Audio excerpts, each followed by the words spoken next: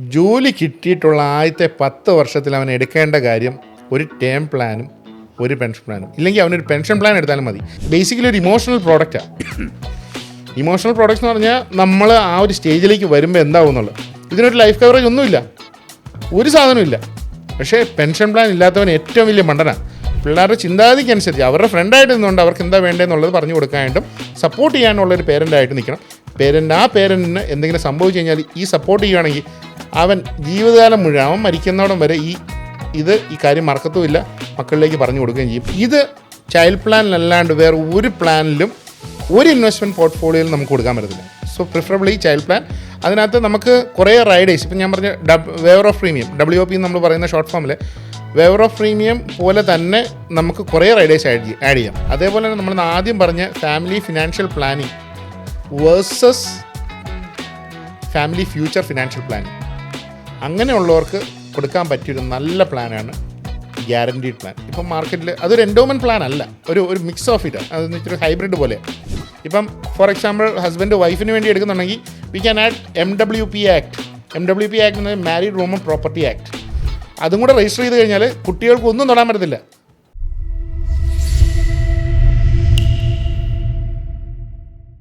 അക്യുമൻ്റെ 6ാമത്തെ podcast. കഴിഞ്ഞ പോഡ്കാസ്റ്റിൽ നമ്മൾ ഇൻഷുറൻസിനെ കുറിച്ചൊരു ബ്രീഫ് കൊടുത്തിരുന്നു, ചെറിയൊരു ബ്രീഫ് കൊടുത്തിരുന്നു. അതിൽ നമ്മൾ മെയിനായിട്ടും കോൺസെൻട്രേറ്റ് ചെയ്തത് ഹെൽത്ത് ഇൻഷുറൻസാണ്.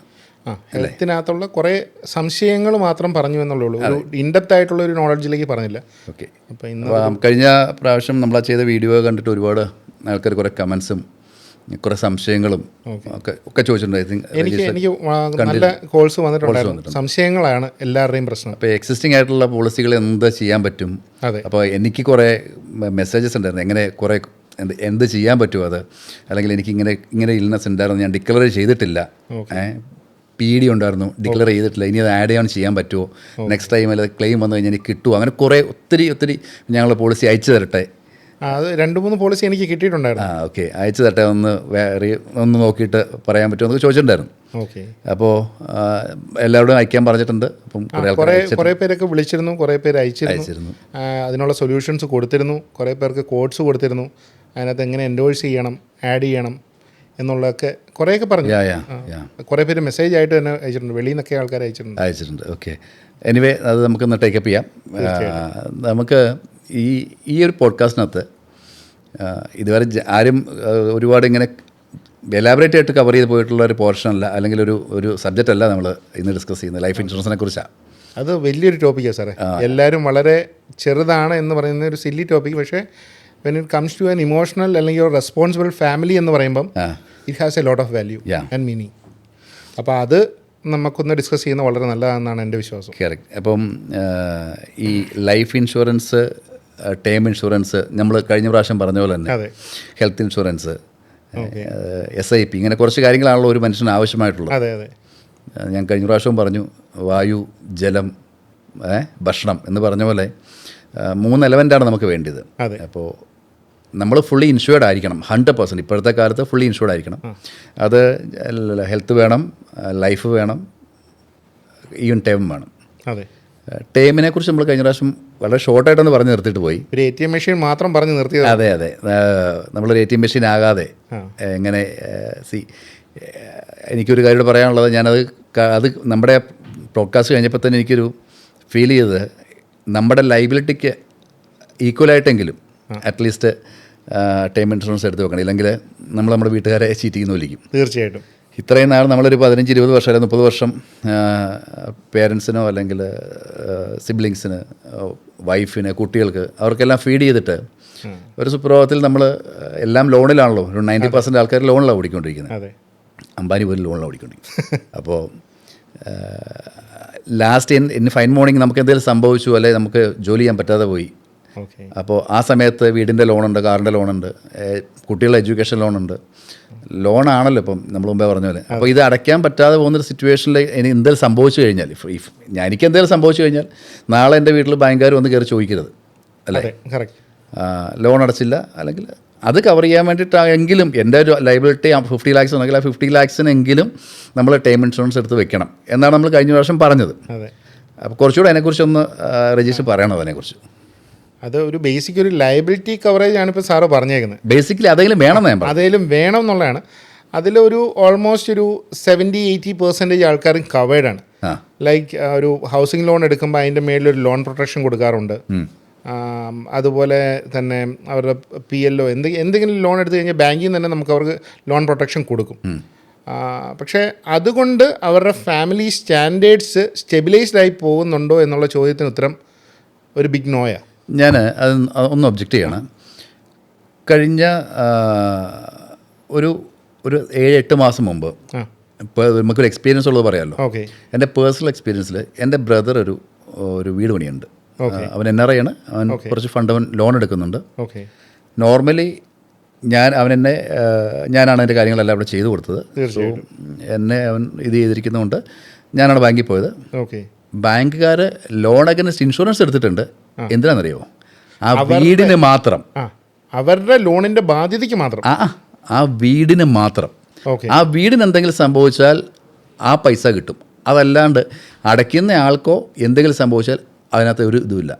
അപ്പോൾ പല ബാങ്കുകളും ആ വീട് മാത്രം ഇൻഷുർ ചെയ്യുന്നുള്ളൂ. അതെൻ്റെ പേഴ്സണൽ എക്സ്പീരിയൻസ് പറഞ്ഞാൽ അങ്ങനെ ചെയ്യുന്നുണ്ട്. സാർ പറഞ്ഞത് ശരിയാണ്. കാരണം അങ്ങനെ ചെയ്യുമ്പം അവർക്ക് ആ അസറ്റ് അറ്റാച്ച് ചെയ്യാം. അത് മാത്രമേ അവർ ചെയ്യുന്നുള്ളൂ. അങ്ങനെ ചെയ്യുന്നവരുണ്ട്. പക്ഷേ അതിനോടൊപ്പം അവർക്ക് ആ ലോണിൻ്റെ ലയബിലിറ്റിയും കൂടെ കവർ ചെയ്യാവുന്നുള്ള പോളിസീസ് ഉണ്ട്. പക്ഷേ പലരും അത് പറയുന്നില്ലാത്തതാണോ? ചില നല്ല ബാങ്ക് മാനേജേഴ്സ് എല്ലാം ഇത് പറയും. നിങ്ങൾക്ക് എന്തെങ്കിലും സംഭവിച്ചു പോയി കഴിഞ്ഞാൽ ഈ ബാധ്യത നിങ്ങളുടെ കുടുംബത്തിലേക്ക് വരരുത് എന്നുള്ളത്. അത് എന്ന് വെച്ചാൽ ഈ പലരും ലൈഫിലുള്ള എക്സ്പീരിയൻസോ ഇല്ലെങ്കിൽ അവരുടെ കുടുംബത്തിലോ ഇല്ലെങ്കിൽ ഫാമിലിയിലോ എവിടെയെങ്കിലും കണ്ടു കഴിഞ്ഞാൽ നോക്കി പറയുന്നത്. പൊതുവേ മലയാളികളിലുള്ളതെന്ന് വെച്ചാൽ ഒരു സൂപ്പർ ഹ്യൂമനാണ് ഉള്ളിൽ. അതെ, അവൻ്റെ ചുറ്റുവട്ടത്ത് എന്ത് സംഭവിച്ചാലും എനിക്കൊന്നും സംഭവിക്കില്ല. ഈ ഒരു ചിന്താഗതിയാണ് ഇതിനെ ഭയങ്കരമായിട്ട് ഒബ്ജക്റ്റ് ചെയ്യുന്നത്. അപ്പം ഒരു റാദർ ദാൻ പ്ലീഡിങ് ഒരു കസ്റ്റമറുടെ അടുത്ത് പോയി സാറേ ഒരു ലൈഫ് ഇൻഷുറൻസ് പോളിസി തരാമോ, ഞാൻ ഇന്ന കമ്പനിയിൽ നിന്നാണ് എന്ന് പറഞ്ഞ് അതിനെ വലിയൊരു വെൽത്ത് മാനേജ്മെൻറ്റ് പ്രോഡക്റ്റ് ആയിട്ട് കാണുന്നതിൽ യാതൊരു അർത്ഥവുമില്ല. ബേസിക്കലി നമുക്ക് അതിനെ ഒരു പ്രൊട്ടക്റ്റ് ചെയ്യുന്നതുകൊണ്ട് യാതൊരു കാര്യമില്ല. പ്രൊട്ടക്റ്റ് ചെയ്യാം, അവർ ക്രിയേറ്റ് ചെയ്തൊരു അസറ്റാണ്, പ്രൊട്ടക്റ്റ് ചെയ്യാം. പക്ഷേ ആ വീട് അടുത്ത ദിവസം തൊട്ട് എങ്ങനെ പോകും, ഇല്ലെങ്കിൽ അവരുടെ വീട്ടിലെ കാര്യങ്ങൾ എങ്ങനെ ഓടും, അവരുടെ കുട്ടികളുടെ വിദ്യാഭ്യാസം അതേ സ്കൂളിൽ തന്നെ നിലനിർത്താൻ പറ്റുമോ, ഇവരുടെ വൈഫ് വീട്ടമ്മയാണെങ്കിൽ അവർ ജോലിക്ക് പോകാതെ വീട്ടിലേക്കുള്ളൊരു വരുമാനം ലഭിക്കുമോ, ഇത് ഇങ്ങനെയുള്ള കാര്യങ്ങളെക്കുറിച്ച് ആലോചിക്കുന്ന ഒരു റെസ്പോൺസിബിൾ ആയിട്ടുള്ളൊരു വ്യക്തിയാണെന്നുണ്ടെങ്കിൽ കുറേ കൂടെ നല്ലതായിരിക്കും. ഈ റെസ്പോൺസിബിലിറ്റി എന്ന് പറയുന്ന ഒരു ഫാക്ടറാണ് നമ്മൾ നോക്കേണ്ടത്. നമ്മൾ ഈ ടേം ഇൻഷുറൻസിനെ കുറിച്ച് പറയുമ്പോഴേ നമ്മുടെ സുഹൃത്തുക്കളാണെങ്കിലും പരിചയക്കാരാളൊക്കെ പറയുന്നത്, നമ്മൾ പറയണ ഒരു കോടി രൂപയുടെ ഇൻഷുറൻസ് എടുക്കുക, ഞാൻ ചത്തിട്ട് അങ്ങനെ ആ കാഴ്ച കൊണ്ട് അങ്ങനെ ആരും എൻജോയ് ചെയ്യണ്ടെന്ന് പറയും. അപ്പോൾ ഞാൻ പറയും അറ്റ്ലീസ്റ്റ് ലൈബിലിറ്റി ഉണ്ടെങ്കിൽ ലൈബിലിറ്റിക്ക് എങ്കിലും കവർ ചെയ്യണം. അത് ഞാൻ പറയാം. പക്ഷേ ഇപ്പം ഒരു കാര്യം കൂടെ പറയാനുണ്ട്. എൻ്റെ ഒരു എക്സ്പീരിയൻസ് വെച്ചിട്ട് ഈ ഹോം ലോൺ എടുക്കുന്നവർ മസ്റ്റായിട്ടും ടേം ഇൻഷുറൻസ് എടുക്കണം. തീർച്ചയായിട്ടും ടേം ഇൻഷുറൻസ് എടുക്കണം. ഇല്ലെങ്കിൽ ഇപ്പോൾ കഴിഞ്ഞ പ്രാവശ്യം എൻ്റെ പേഴ്സണൽ എക്സ്പീരിയൻസ് വന്ന പോലെ, ഞാൻ ഈ ഫിനാൻസ് ഫീൽഡിലായതുകൊണ്ട് നമുക്കത് ചോദിക്കാൻ പറ്റുക എന്തുകൊണ്ടാണ് നിങ്ങൾ അത് കവർ ചെയ്യാത്തത്? ഇല്ല സാറേ, ഞങ്ങളിപ്പോൾ വീടിന് മാത്രമേ ചെയ്യുന്നുള്ളൂ. കാരണം ബാക്കി ഇൻട്രസ്റ്റ് കോമ്പോണൻറ്റും ഇതെല്ലാം കൂടെ ആകുമ്പം കസ്റ്റമറിന് ആദ്യത്തെ ഇനീഷ്യൽ പേയ്മെൻറ്റിനകത്ത് ഇതെല്ലാം കൂടെ അങ്ങ് പിടിച്ചു പോകും. ഇല്ലെങ്കിൽ ആദ്യം ഇത്രയും അടയ്ക്കണം, പ്രോസസ്സിങ് ഫീ അവരടയ്ക്കണം, അതിനോടൊപ്പം ഇൻഷുറൻസിൻ്റെ തുക ഭീമമായി പോകുമെന്ന് പറഞ്ഞു.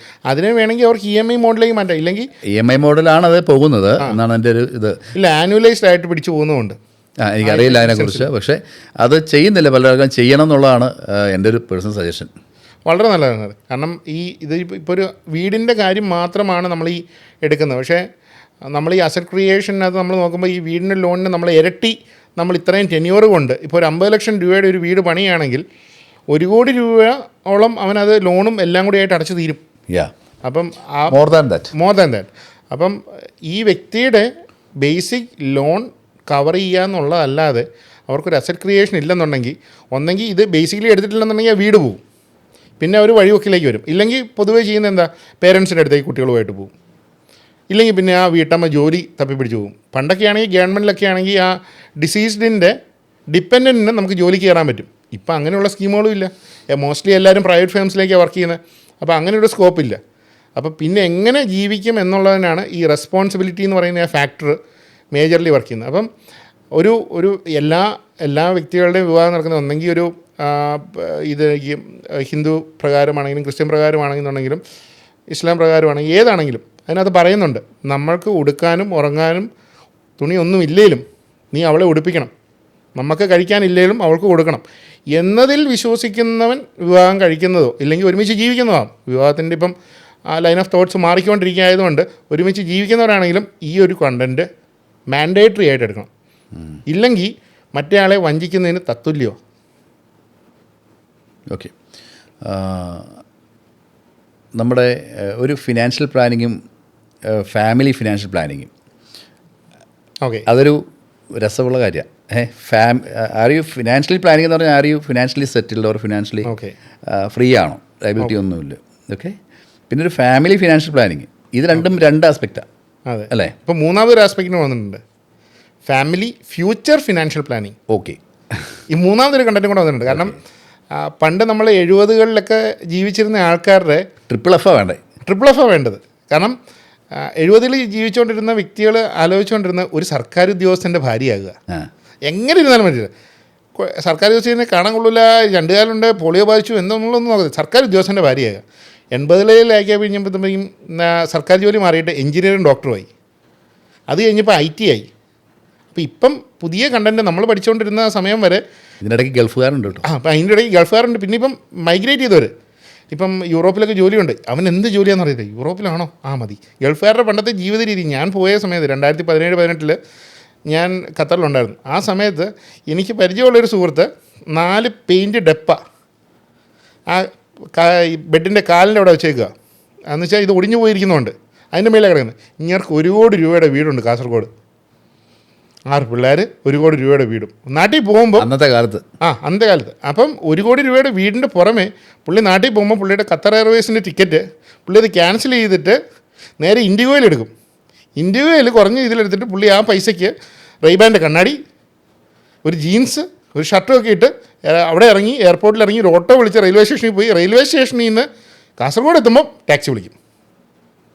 അപ്പം ഇവരെല്ലാം സേവ് ചെയ്യുക. പക്ഷേ എവിടെയാണ് ഇത് സേവ് ചെയ്യുന്നതെന്നുള്ളതൊരു കണ്ടൻറ്റ് ഭയങ്കര ഇമ്പോർട്ടൻ്റാണ്. അപ്പം ഈ ഇപ്പോഴത്തെ രീതിയിൽ ഫ്യൂച്ചർ ഫിനാൻഷ്യൽ പ്ലാനിങ്ങിനുള്ള പ്രശ്നം എന്താണെന്ന് ചോദിച്ചാൽ, ആൾക്കാരെല്ലാം ബേസിക് സാറ് പറഞ്ഞ family financial planning this is okay, ഇത് കഴിഞ്ഞിട്ടുള്ളതിലേക്ക് ആരും ആലോചിച്ചിട്ടുണ്ട്. പഴയ ആൾക്കാർ ആലോചിച്ച് തുടങ്ങിയിട്ടുണ്ട്. എന്ന് വെച്ചാൽ ഒരു 10 to 15 years വരെ ചിന്തിക്കുന്നതാണ് ഫാമിലി ഫിനാൻഷ്യൽ പ്ലാനിങ്. എന്ന് വെച്ചാൽ കുട്ടിയുടെ വിദ്യാഭ്യാസം, അവരുടെ EMI, പിന്നെ അതുപോലെയുള്ള ബാക്കി അല്ലറ ചില്ലറ ലോണ്, ഇത്രയും മാത്രം നോക്കുന്നതാണ് family financial planning. Future financial planning എന്താണ്? മണി ഇഫ് യു ലീവ്, ജീവിച്ചിരുന്നാൽ വേണ്ട പൈസ. Money if you die early. പിന്നെ money in case of emergency. ഈ 3 കണ്ടൻറ്റും ആൾക്കാർ വളരെ ഗഹനമായി തന്നെ ആലോചിക്കണം. അപ്പം ഫാമിലി ഫ്യൂച്ചർ ഫിനാൻഷ്യൽ പ്ലാനിങ്ങിനകത്ത് വരുന്നത് എന്താ? മറ്റവൻ ഒരു സ്കൂളിങ്സ് കംപ്ലീറ്റ് ചെയ്യുക അല്ലെങ്കിൽ ബേസിക് ഗ്രാജുവേഷൻ എന്ന് ആലോചിക്കുമ്പം ഫാമിലി ഫ്യൂച്ചർ ഫിനാൻഷ്യൽ പ്ലാനിങ് നോക്കുന്നത് അവൻ്റെ വിദ്യാഭ്യാസം MBAയോ ഇല്ലെങ്കിൽ പോസ്റ്റ് ഗ്രാജുവേഷനോ അവന് ഇഷ്ടമുള്ളതിൻ്റെ എക്സ്പെർട്ടൈസ് എടുക്കുക, അതുവരെയുള്ള സപ്പോർട്ട് പേരൻസ് കൊടുക്കുക. ഒരു ആസ്പെക്റ്റ് എഡ്യൂക്കേഷനിൽ. രണ്ടാമത്തെ ലിവിങ് ടു ലോങ്ങിൽ നോക്കുമ്പോഴത്തേക്കും എനിക്കെൻ്റെ റിട്ടയർമെൻറ്റ് കോർപ്പസ് ബിൽഡ് ചെയ്യണം. ഞാൻ ജീവിച്ചു മരിച്ചു എന്നുള്ളതല്ല, എനിക്കൊരു റിട്ടയർമെൻറ്റ് കോർപ്പസ് വേണം.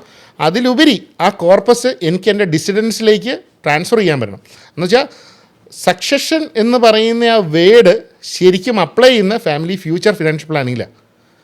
അപ്പോൾ അത് ആലോചിച്ച് കഴിഞ്ഞാൽ മാത്രമേ ഉള്ളൂ. കാരണം ഇപ്പം നമ്മൾ ചിന്തിക്കുന്നതെല്ലാം ഇപ്പം അല്ലെങ്കിൽ നമ്മുടെ കാലം എന്ന് പറയുന്ന ഒരു 60 വയസ്സ് വരെയൊക്കെ നമ്മളിങ്ങനെ ആലോചിക്കുന്നുള്ളൂ. പക്ഷേ മെഡിക്കൽ സയൻസ് ഇമ്പ്രൂവൈസ് ചെയ്തതുകൊണ്ട് കൂടി ലൈഫ് എക്സ്പെക്റ്റൻസി കൂടി വിത്ത് മെഡിക്കൽ ടെക്നോളജീസ്. എന്നുവെച്ചാൽ ഹെൽത്തി ലൈഫ് കുറവാണ്, പക്ഷേ ലൈഫ് എക്സ്പെക്റ്റൻസി ഭയങ്കരമായിട്ട് കൂടിയിട്ടുണ്ട്. അപ്പോൾ ഇതെങ്ങനെ കവർ ചെയ്യണമെന്നുള്ളതാണ് ഫ്യൂച്ചർ ഫിനാൻഷ്യൽ പ്ലാനിങ്. എന്ന് വെച്ചാൽ 10 to 15 years, 10 to 30 years ആയി അവരുടെ തോട്ട് പ്രോസസ്സ് മാറി. എനിക്ക് എൻ്റെ ബിസിനസ് ഉണ്ടെങ്കിൽ എൻ്റെ ബിസിനസ്സിൻ്റെ പാരമ്പര്യം എൻ്റെ കുട്ടികളിലേക്ക് അത് അറിഞ്ഞു കൊടുത്ത് അവർക്കത് പഠിപ്പിച്ച് അവരെ അതിലേക്ക് കയറ്റുക. ഇല്ലെങ്കിൽ അവർക്ക് വേറെ എന്താണോ പാഷൻ അതിലേക്ക് നോക്കുക. ഇല്ലെങ്കിൽ എനിക്ക് എൻ്റെ ഫാമിലിയായിട്ട് ഞാൻ മരിക്കുന്നിടം വരെ, ഇപ്പം ഞാൻ മരിച്ചാലും എൻ്റെ വൈഫിനും ഞാൻ ജീവിച്ചിരുന്ന അതേ ലൈഫ് സ്റ്റാൻഡേർഡ്സിലുള്ള ഇൻകം ലഭിക്കുക. ഇതൊക്കെ നമ്മൾ ആലോചിക്കേണ്ട ഒരു സമയം അതിക്രമിച്ചു കഴിഞ്ഞു. കാരണം പണ്ടത്തെ ഈ സർക്കാർ ജോലി, എൻജിനീയറിങ്, ഡോക്ടർ, ഈ കാലഘട്ടത്തിലൊക്കെ ഒരു ഫാക്ടർ ഉണ്ടായിരുന്നു, സർക്കാരിൽ നിന്ന് പെൻഷൻ കിട്ടുമായിരുന്നു. ഇപ്പം അതുമില്ല. ശരി, ഇപ്പോഴത്തെ സിസ്റ്റം അനുസരിച്ച് ഒരു എമർജൻസി ഫണ്ട് എടുക്കാൻ ഒരു സാലറീഡ് ആയിട്ട് ആൾക്കാർക്ക് ഇല്ല. യൂഷ്വലി സാറ് പറഞ്ഞ് കറക്റ്റ്. ബാക്കിയുള്ളതെല്ലാം ഇൻഷുറൻസ് കവേർഡ് ആയിരിക്കാം, അല്ലെങ്കിൽ ഒരു ഇൻവെസ്റ്റ്മെൻ്റ് എന്നുള്ള SIP ഉണ്ടാവാം, ലൈഫ് ഇൻഷുറൻസ് ഉണ്ടാവും. പക്ഷേ ഒരു എമർജൻസി, കാരണം വെച്ചാൽ നമ്മൾ സാലറി വരുന്നു, അതിൻ്റെ ഒരു 90% EMIയും ക്രെഡിറ്റ് കാർഡും ഈ പറയുന്ന ലോൺസ് EMIയും. ഇതിൻ്റെ ഏറ്റവും വലിയ രസം വെച്ചാൽ ഒരു വർഷം ഒരു മാസമാണ് ഇതിൻ്റെ എല്ലാ റിന്യൂവൽസ് വരുന്നത്. അതെ, ഈ റിന്യൂവൽസ് വരുമ്പോൾ നോർമലി സംഭവിക്കുന്നതാണ്. അതെ, റിന്യൂവൽസ് വരുമ്പോൾ ചിലപ്പോൾ കാറിൻ്റെ ഇൻഷുറൻസ് ആയിരിക്കാം, ഹെൽത്ത് ഇൻഷുറൻസ് ആയിരിക്കാം, ലൈഫ്, ഇതിൻ്റെ എല്ലാ റിന്യൂവൽസ് ഒരു മാസം വരുന്നത്, ഏതെങ്കിലും ഒരു മാസം. അതെ, ആ മാസം സഫർ ചെയ്യും തീർച്ചയായിട്ടും. അടുത്ത മാസം, കാരണം ഇത് ഇൻഷുറൻസ് പ്രീമിയം അടച്ചു കഴിഞ്ഞാൽ ഇപ്പോഴത്തെ കാലത്ത് നല്ലൊരു എമൗണ്ട് വരുന്നത്. ഒരു നല്ലൊരു ഹെൽത്ത് ഇൻഷുറൻസ് എടുക്കുന്ന 30,000 രൂപ വേണം, അല്ലേ? അതെടുത്തു കഴിഞ്ഞാൽ സാധാരണ ഇപ്പോൾ ഒരു 1,00,000 രൂപയ്ക്ക് സാലറി ഉള്ളതാണ് 30,000 അവൻ്റെ ഒരു നിന്ന് മാറി ഫ്ലാറ്റിൻ്റെ EMI അല്ലെങ്കിൽ കാറിൻ്റെ ലോണ്, ബാക്കിയുള്ള ഹൗസിംഗ് ലോൺ ഉള്ള ഒരു വ്യക്തിക്ക് ഒരു 50 to 60% അവൻ്റെ സാലറിയുടെ പോർഷനാണ്. അതെ. അപ്പോൾ ആ ഒരു എമർജൻസി, ഞാൻ നമ്മൾ പറഞ്ഞത് ഒരു എമർജൻസി ഫണ്ടിങ് എന്ന് പറഞ്ഞൊരു സാധനം അല്ലെ ഫണ്ട് ഒരു ആവശ്യമുണ്ടെങ്കിൽ ഒരു നല്ലൊരു ശതമാനം ആൾക്കാരുടെ ഇല്ല. കാരണം കിട്ടുന്നത് മുഴുവൻ ഈ പറഞ്ഞ സേവിങ്സിലേക്ക് പോകുന്നു. ഇനിയിപ്പോൾ ഒരു ആവശ്യം വന്ന് പെട്ടെന്ന് SIP ബ്രേക്ക് ചെയ്യുക, അത് ജീവിതത്തിൽ ഒരിക്കലും ചെയ്യാൻ പറ്റാത്തൊരു കാര്യം, പാടില്ലാത്തൊരു കാര്യമാണ് SIP ബ്രേക്ക് ചെയ്യുക എന്നുള്ളത്. SIP ഒരു ലോങ് ടൈം നമ്മൾ കഴിഞ്ഞ പ്രാവശ്യം പറഞ്ഞ പോലെ തന്നെ. അപ്പം ഒരു പെട്ടെന്നൊരു ആവശ്യം, ഒരു 50,000 രൂപ, 1,00,000 രൂപ, 2,00,000 രൂപ ആവശ്യം വന്നു കഴിഞ്ഞാൽ രജീഷ് പറഞ്ഞ പോലെ ഒരു എമർജൻസി ഫണ്ടിങ് നമ്മുടെ കയ്യിൽ ഉണ്ടാകുന്ന രീതിയിലൂടെ നമ്മളൊരു ഫിനാൻഷ്യൽ പ്ലാനിങ് ചെയ്യണം. നല്ലതാണ്, അല്ലേ? നല്ലതാണ്. കാരണം ഫാമിലി ഫിനാൻഷ്യൽ പ്ലാനിങ്ങിനകത്ത് ആൾക്കാർ വിചാരിക്കുന്നത് 3 to 6 months ആണ് അവർ നോക്കുന്നത്. പക്ഷേ ഒരു ഫാമിലി ഫ്യൂച്ചർ ഫിനാൻഷ്യൽ പ്ലാനിങ്ങിൽ ഒരു 1.5 years എങ്കിലും പ്ലാൻ ചെയ്ത് നോക്കും. കാരണം ഒരു മെഡിക്കൽ എമർജൻസിയിൽ, ഇപ്പോൾ എൻ്റെ കേസിന് ഞാൻ കഴിഞ്ഞ പ്രാവശ്യം പറഞ്ഞ പോലെ എൻ്റെ ഹോസ്പിറ്റലൈസേഷനിൽ ഞാൻ 6 മാസം വിത്തൗട്ട് ഇൻകമില്ല. ഈ 6 മാസത്തിൽ ലക്കിലി ഗോഡ്സ് ഗ്രേസോട് കൂട്ടിയിട്ട് ഞാൻ തിരിച്ച് ആ സ്ഥാപനത്തിലേക്ക് ജോലിക്ക് കയറി എന്നുള്ള. പക്ഷേ അതല്ല, അത് കുറച്ചുകൂടി കൂടിപ്പോയാലോ ഈ വീട്ടിലെ കാര്യങ്ങൾ കംപ്ലീറ്റ് താരമാണ്. കാരണം എൻ്റെ വൈഫ് വർക്ക് ചെയ്യുന്നുണ്ടായിരുന്നു, അതുകൊണ്ട് ഓടി. ഞാൻ ഒറ്റയ്ക്കാണെങ്കിലോ ഇത് എത്തൂല. 6 മാസത്തെ ഇൻകം എനിക്കിത് എത്തില്ല. അപ്പം ആ സമയത്ത് രജേഷ് കുറച്ചുകൂടെ എങ്ങായിരുന്നു. അതെ, ഇത്രയും മീൻസ് ഇപ്പോഴുള്ള എക്സ്പെൻസ് അന്നില്ല. ആ സമയത്ത് നമുക്ക് വേണേൽ കുറച്ചുകൂടെ വീട്ടിലേക്ക് സപ്പോർട്ട് ഉണ്ടായിരുന്നു. പക്ഷെ അതൊന്നും ഇല്ലാത്ത ആൾക്കാർക്ക് അതെ പ്രശ്നം തന്നെ അത്. കാരണം എനിക്ക് ഏകദേശം ഒരു 11 ലക്ഷം രൂപ വന്നതിനകത്ത് ഫാമിലി എന്നുള്ള ഫണ്ടിങ് ഉണ്ടായിരുന്നു, എൻ്റെ ഇൻവെസ്റ്റ്മെൻറ്റ് ഉണ്ടായിരുന്നു. ഇതെല്ലാം കൂടി എടുത്തിട്ടാണ് ഞാനൊന്ന് റിക്കവറായി വന്നത്. അപ്പം ഇത് ഈ ഒരു കാര്യത്തിൽ എല്ലാവരും പറയും 3 മാസത്തേക്കല്ലേ ഉള്ളൂ, അതിന് ഞാൻ എമർജൻസി ഫണ്ട് 3 മാസത്തേക്ക്. 3 മാസം ഒന്നുമല്ല സാറേ, ദേ എന്ന് പറഞ്ഞു പോകും. ഞാൻ കറക്റ്റ് അത്. അപ്പം അത് കഴിഞ്ഞിട്ടുള്ളത് ഒരു ട്രീറ്റ്മെൻറ്റോ എന്തെങ്കിലും വരുന്നത് ഒന്ന് ഫാസ്റ്റർ ലൈഫിലായി. നമ്മുടെ നോർമലി നടത്തുന്ന രീതി നമ്മൾ ട്രെഡ്മില്ലിലേക്ക് നടക്കാൻ തുടങ്ങി. വാഹനങ്ങൾ 2 വീലർ ഓടിച്ചുകൊണ്ടിരുന്നവർ എല്ലാവർക്കും 4 വീലറായി. കഴിഞ്ഞ ദിവസം നടന്ന ബസ് സ്ട്രൈക്കിന് ആർക്കും യാതൊരു പ്രശ്നവുമില്ല. ബസ്സിലൊന്നും വലിയ അങ്ങനെ ഹെവി റഷ് തൂങ്ങിക്കിടന്നുള്ള ആൾക്കാരൊന്നുമില്ല. 4 വീലർ 2 വീലർ എല്ലാ നിരത്തിലുണ്ട്. ഇത് തന്നെ നമ്മൾ ബാംഗ്ലൂരൊക്കെ ചെല്ലുവാണെങ്കിൽ അവിടെയെങ്കിലും ഇതേ ഹർത്താലോ ബന്ധമോ ഒന്നും ഒരിടത്ത് എഫക്റ്റ് ചെയ്യത്തില്ല. റീസൺ അവർക്ക് എല്ലാവരും ജീവിക്കാനുള്ള പൈസ ഉണ്ട്. പക്ഷേ എന്തെങ്കിലും ഒന്ന് വരുന്ന ജീവിക്കാനുള്ള പൈസ ഉണ്ട്. ജീവിതത്തിൽ എന്തെങ്കിലും ഒരു മുട്ട് വന്നാൽ, ബ്രേക്ക് ഡൗൺ വന്നാൽ, അത് സാറ് പറഞ്ഞ വളരെ വാലിഡ് പോയിന്റ്. ജീവിക്കാൻ ഉള്ള പൈസ ഉണ്ട്, അത് എപ്പോഴും ശ്രദ്ധിക്കണം. അല്ല, കറക്റ്റ് കേട്ടോ. ഇപ്പം നമ്മൾ പേഴ്സണലി ചിന്തിച്ച് നോക്കിയാൽ പോലും വി ആർ കംഫർട്ടബിൾ. എന്തുകൊണ്ടാണ്? എല്ലാ കാര്യങ്ങളും അങ്ങ് ഓടിപ്പോവും. ഉള്ളൂ. നമ്മളും ചിന്തിക്കുന്നില്ല നാളെ നമ്മളൊന്ന് ഡൗൺ ആയി കഴിഞ്ഞാൽ, അല്ലെങ്കിൽ ഒന്ന് വീണ് പോയാൽ, അല്ലെങ്കിൽ ഒരു 6 മാസം ജോലി ഇല്ലാണ്ട് പോയി കഴിഞ്ഞാൽ, ജോലി ചെയ്യാൻ പറ്റാതെ പോയി കഴിഞ്ഞാൽ ഇത് എങ്ങനെ മാനേജ് ചെയ്യും? അതൊരു വലിയ ജോലിയാണ്. അപ്പം നമ്മൾ എപ്പോഴും അതിലേക്ക് വീണ്ടും ടേം പ്ലാനിലേക്ക് വരുമ്പം എപ്പോഴും നമ്മൾ നോക്കേണ്ട ഹ്യൂമൻ ലൈഫ് വാല്യൂ, HLV എന്ന് പറയും. ഹ്യൂമൻ ലൈഫ് വാല്യൂ നമ്മൾ അസസ് ചെയ്യണമെന്നുണ്ടെങ്കിൽ കുറേ ഫാക്ടേഴ്സ് അസസ് ചെയ്യണം. നമ്മുടെ ലൈഫ് സ്റ്റൈൽ നോക്കണം, നമ്മുടെ ലയബിലിറ്റീസ് നോക്കണം, കുട്ടികളുടെ ഫ്യൂച്ചറിലേക്ക് എന്താണ് നമ്മൾ ചെയ്യാൻ പോകുന്നത്. ഇപ്പം നമുക്ക് ഇത്രയും രൂപ ഈ വിദ്യാഭ്യാസം എന്ന് പറഞ്ഞ് നമ്മൾ വിചാരിക്കുന്നതായിരിക്കില്ല പിള്ളേർ വിചാരിക്കുന്നത്. പണ്ട് ഫോട്ടോഗ്രാഫിയിൽ മഹേഷിൻ്റെ പ്രതികാരത്തിനകത്ത് പറയുന്ന പോലെ ഷോൾഡർ ഡൗൺ, ചിന്നപ്പ്, ഇതൊന്നും അല്ല. ഫോട്ടോഗ്രാഫി ഇപ്പോൾ ഒരു ഇവൻ്റായിട്ട് മാറിയിരിക്കുക.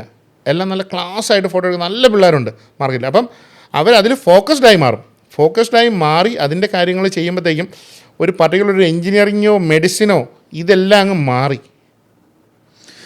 പഴയ ഒരു കാഴ്ചപ്പാടല്ലല്ലോ. അപ്പോൾ അവർക്കൊരു കോർപ്പസ് ബിൽഡ് ചെയ്ത് തുടങ്ങണം. എനിക്കിങ്ങനെ ഒരു ആഗ്രഹം ഉണ്ടപ്പാ എന്ന് പറഞ്ഞാൽ അത് ചെയ്തു കൊടുക്കാനുള്ളൊരു ഫണ്ട് റെഡിയാക്കാൻ, ഇല്ലെങ്കിൽ അതിന് വേണ്ടിയിട്ട് സഹായിക്കാൻ പറ്റുന്ന ഒരു അപ്പനാണെന്നുണ്ടെങ്കിൽ ഇറ്റ്സ് ബീങ് ഗുഡ്. പണ്ട് നമുക്ക് പറയായിരുന്നു എൻ്റെ മോൻ എഞ്ചിനീയർ ആവണം. പണ്ട് 3 Idiots എന്ന് പറഞ്ഞ മൂവിക്കകത്ത് പറഞ്ഞല്ലേ, എൻ്റെ മോൻ ആൺകുട്ടിയാണെങ്കിൽ ഡോക്ടർ, പെൺകുട്ടിയാണെങ്കിൽ ആൺകുട്ടിയാണെങ്കിൽ എഞ്ചിനീയർ, പെൺകുട്ടിയാണെങ്കിൽ ഡോക്ടർ എന്ന് പറയുന്ന ഒരു കണ്ടന്റിലേക്ക് മാറിയിട്ട് പിള്ളേരുടെ ചിന്താഗതിക്കനുസരിച്ച് അവരുടെ ഫ്രണ്ടായിട്ട് നിന്നുകൊണ്ട് അവർക്ക് എന്താ വേണ്ടതെന്നുള്ളത് പറഞ്ഞു കൊടുക്കാനായിട്ടും സപ്പോർട്ട് ചെയ്യാനുള്ളൊരു പേരൻ്റായിട്ട് നിൽക്കണം.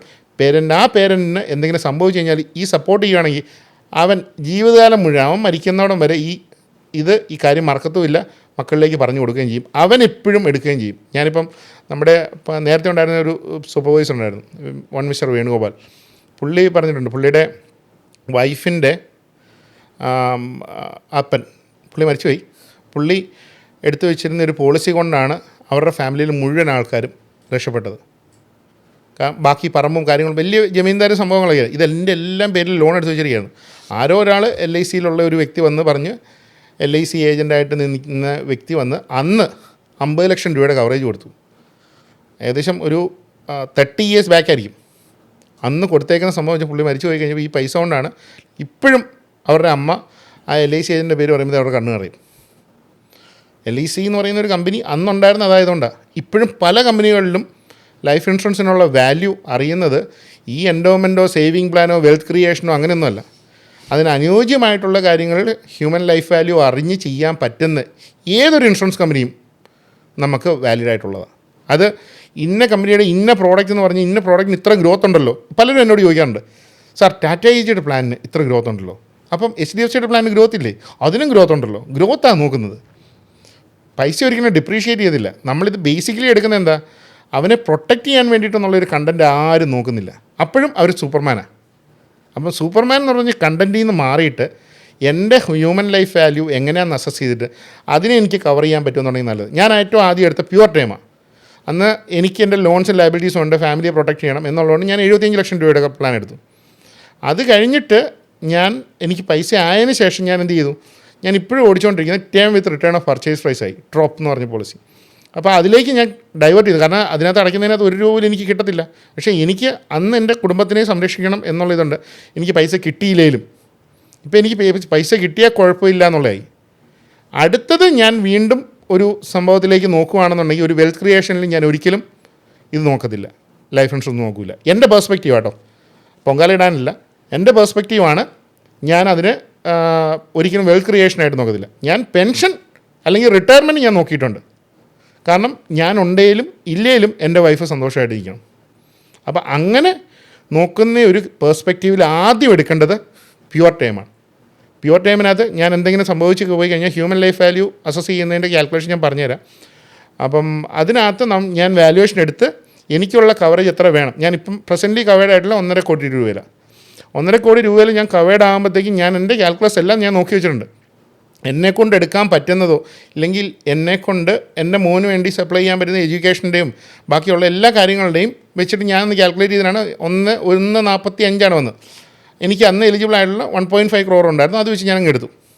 സോ ദാറ്റ് അന്ന് ബിസിനസ്സിൽ ഉണ്ടായിരുന്ന സമയത്ത് ഞാൻ എന്ത് ചെയ്തു എന്ന് വെച്ചാൽ ഞാൻ ലിമിറ്റഡ് പേ എടുത്തു. പല ആൾക്കാർക്കും അറിയത്തില്ല, ഒരു ബിസിനസ്സുകാരന് ലിമിറ്റഡ് പേ എടുക്കുന്നതാണ് ഏറ്റവും നല്ലത്. കാരണം അടുത്ത ദിവസം അവൻ്റെ ബിസിനസ്സിൽ പൈസ ഉണ്ടാവുമോ ഇല്ലയോ എന്നറിയത്തില്ല. അപ്പം അതുകൊണ്ട് ഞാൻ 12 വർഷത്തെ ഒരു ലിമിറ്റഡ് പേ ആയിരുന്നു അന്ന് ഏറ്റവും ഷോർട്ടർ ആയിട്ടുണ്ട്. ആ 12 വർഷം കഴിഞ്ഞ് കഴിഞ്ഞാൽ എനിക്ക് 80 വയസ്സ് വരെ എൻ്റെ കവറേജാണ്. അതിന് ശേഷം ഞാൻ 1 രൂപ അടയ്ക്കണ്ട. 12 വർഷം കൊണ്ട് എൻ്റെ ആ ലയബിലിറ്റി വന്നു. എനിക്ക് എപ്പോഴെങ്കിലും ഒരു മരണം സംഭവിച്ചാൽ ആ സമയത്ത് എൻ്റെ ഫാമിലിക്ക് കൊടുക്കാൻ പറ്റുന്ന ഒരു പോളിസി ഇതാണ്. അപ്പം അന്ന് ഞാൻ എടുത്തത് പ്യുവർ ടേമിൽ നിന്ന് ഞാൻ term with return of purchase. അപ്പം അതുകൊണ്ട് എപ്പോഴും ഞാൻ പറയും, ഒരു സാലറി ക്ലാസ് ഇൻകം ഗ്രൂപ്പിലാണെന്നുണ്ടെങ്കിൽ they can take a regular pay, that to up till age 60 വരെ ഒന്നും പോകണ്ട, 50 വരെ എടുത്താൽ മതി. 50 കഴിഞ്ഞിട്ട് അവന് ജോലി ഉണ്ടാവും ഇല്ലയോ എന്ന് തന്നെ അറിയത്തില്ല. ഇപ്പോഴത്തെ ഫാസ്റ്റർ വേൾഡിൽ യങ്സ്റ്റേഴ്സ് ക്യൂ നിൽക്കുമ്പോൾ പ്രായമുള്ള ഒരാളെ ആ കമ്പനി നിർത്തുമോ എന്നുള്ളത് തന്നെ വലിയൊരു ചോദ്യമാണ്. അപ്പം 50 വരെയുള്ള ഒരു ടേം പ്ലാൻ ആണ് ഏറ്റവും ബേസിക് ആയിട്ടുള്ള requirement. If the person is a business own, ബിസിനസ്സിലാണെന്നുണ്ടെങ്കിൽ ആ വ്യക്തി ലിമിറ്റഡ് പേ എടുക്കാവുള്ളൂ. ഏറ്റവും കുറഞ്ഞ കാലാവധി കൊണ്ട് ഏറ്റവും കൂടുതൽ നാളത്തേക്കുള്ളത്. കാരണം ഇതിന് ശേഷം പുള്ളിക്ക് വരുമാനം ഉണ്ടോ ഇല്ലേ, ബിസിനസ് തകരുമോ പാളുമോ ദൈവത്തിനറിയാം. നമുക്കുണ്ട്, കോൺഫിഡൻസ് ഉണ്ട്, ചെയ്യാൻ പറ്റുമെന്നുള്ളത്. എന്തെങ്കിലും ഒരു കോവിഡ് പോലെ ഒരു മഹാമാരി വന്നപ്പോഴത്തേക്കും നമുക്കിവിടെ നഷ്ടപ്പെട്ട ജീവനുകളും കുടുംബങ്ങളുടെ എല്ലാവരുടെയും ഉണ്ടായിരുന്ന സാമ്പത്തിക സ്ഥിതിയും താറുമാറ ഇഷ്ടം പോലെ ഉണ്ട്. എന്തിനും നമ്മുടെ എറണാകുളം MG റോഡിൽ തന്നെ എത്ര സ്ഥാപനങ്ങൾ ഫ്ലറിഷ് ചെയ്ത് നിന്നിരുന്ന് അടച്ചു പോയി. അപ്പോൾ അതൊക്കെ ഒരു സൈഡിൽ നോക്കുമ്പോഴത്തേക്കും ലിമിറ്റഡ് പേ ആൻഡ് റെഗുലർ പേ ഇത് രണ്ടും തമ്മിലുള്ള വ്യത്യാസം ആൾക്കാർക്ക് പറഞ്ഞു കൊടുക്കും. പലരും അത് ചെയ്യത്തില്ല. സാറേ ടേം പ്ലാൻ ചെറിയൊരു പ്രീമിയം വരുന്നുള്ളൂ എന്ന് പറഞ്ഞിട്ട് ഏതെങ്കിലും ഒരു കമ്പനി പോയി എടുക്കും. മോസ്റ്റ്ലി ഇപ്പം ഓൺലൈൻ സീറ്റ്സിലുള്ള വെബ് കമ്പനീസ് ഇഷ്ടം പോലെ ഉണ്ട്. അതിനകത്ത് പോയി എടുക്കും. സാർ അത് നല്ലതാണ്. ആരും ഇത് അസസ് ചെയ്യാൻ ഒരു വേണ്ടി കാരണവശാലും നമ്മുടെ ഈ ഇത് കാണുന്ന ആൾക്കാരോട് പറയേണ്ട ഒരു കാര്യം, ഈ പറഞ്ഞ ഓൺലൈൻ വരുന്ന പല കമ്പനികളുടെയും പോളിസികൾ പല ക്ലോസുകളും അതിനകത്ത് തീർച്ചയായിട്ടും ഹിഡനാണ്. നമ്മളൊരു ക്ലെയിമിന് പോകുമ്പോൾ ആയിരിക്കണം. ഈവൻ എൻ്റെ ഒരു സുഹൃത്തിൻ്റെ കഴിഞ്ഞ പ്രാവശ്യം ഞാൻ പറഞ്ഞ ഒരു വണ്ടി ഇപ്പം ഓൺലൈനിൽ ഓടിക്കൊണ്ടിരിക്കുന്ന ഒരു വളരെ ഓടിക്കൊണ്ടിരിക്കുന്ന കമ്പനിയിൽ നിന്ന് എടുത്തിട്ട് ക്ലെയിം കിട്ടിയില്ല. അപ്പോൾ അവർക്ക് വിളിക്കാൻ പോലും ഒരാളില്ല, വിളിച്ച് ചോദിക്കാൻ പോലില്ല. അതുപോലെ ഇപ്പം രജീഷ് പറഞ്ഞു വന്നുകൊണ്ട് കാര്യങ്ങൾ എനിക്ക് ഇത് ചെയ്ത്, നമ്മളിപ്പോൾ ഏത് ലൈഫ് സ്റ്റൈലിലാണോ ജീവിക്കുന്നത് നമ്മുടെ ഫാമിലി, ആ ലൈഫ് സ്റ്റൈലിൽ ജീവിക്കാൻ നമ്മളില്ലേ പോലും ജീവിക്കാൻ പറ്റുന്ന തരത്തിലുള്ള ടേം ഇൻഷുറൻസ് അല്ലെങ്കിൽ ആ എമൗണ്ട് നമ്മൾ ഉണ്ടാക്കി വെക്കണം. അതൊരു നൈസ് പോയിൻ്റാണ്. ഞാൻ ആദ്യം പറഞ്ഞതുമായിട്ട് ഒത്തിരി വ്യത്യാസമുണ്ട്. ഇപ്പം ഞാൻ പറഞ്ഞു, നമ്മൾ പറയുന്ന പോലെ നമ്മുടെ സുഹൃത്തുക്കൾ പറയുന്ന പോലെ എടാ കടത്തിനുള്ളതെങ്കിലും എടുത്ത് വെക്കുക. അപ്പോൾ കടം തരും, ശരിയാ, പിന്നെ അവരെങ്ങനെ ജീവിക്കും എന്നുള്ളതാണ്. ലിവിങ് ടു ലോങ് എന്ന് പറയുന്ന ഒരു സാധനം എനിക്കും വരാം, എൻ്റെ കുടുംബത്തിനും. കറക്റ്റ്. കാരണം നമ്മൾ ആ ക്ലാസ് ഓഫ് ലൈഫ് കണ്ടിന്യൂ ചെയ്യണം. ഈവൻ നമ്മളില്ലേ പോലും നമ്മുടെ ഫാമിലി കണ്ടിന്യൂ ചെയ്യണം. ഇപ്പോൾ നമുക്ക് കാറുണ്ട് അല്ലെങ്കിൽ സംവിധാനങ്ങളുണ്ട്, അതൊന്നും സെൽ ഓഫ് ചെയ്യാതെ അത് മെയിൻറ്റെയിൻ ചെയ്യാൻ ഉള്ള ഒരു സംവിധാനം നമ്മൾ ഉണ്ടാക്കി വെക്കണം. അതൊന്ന്. രണ്ടാമത് എനിക്ക് രജീഷ് പറഞ്ഞതിൽ ഒരു കാര്യം ഇഷ്ടപ്പെട്ടത്, ഇപ്പം ഈ യങ്സ്റ്റേഴ്സ് ഇപ്പോൾ പഴയ കൺസെപ്റ്റ് ഒന്നും അല്ലല്ലോ. ഇപ്പം എത്ര ജെൻഡിയോ അത് മനസ്സിലായില്ല, ജെൻസി അല്ലേ? അത് നമുക്കറിയില്ല കേട്ടോ. നമ്മൾ ജെൻഎക്സിന് തൊട്ട് മുമ്പേ കേട്ടോ, മില്ലേനിയ അങ്ങനെ എന്തോ. Millennia, okay.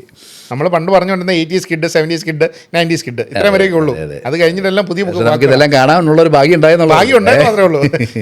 ആ ഒരു ട്രെൻഡെല്ലാം നമുക്ക് കാണാൻ പറ്റും. അതെ.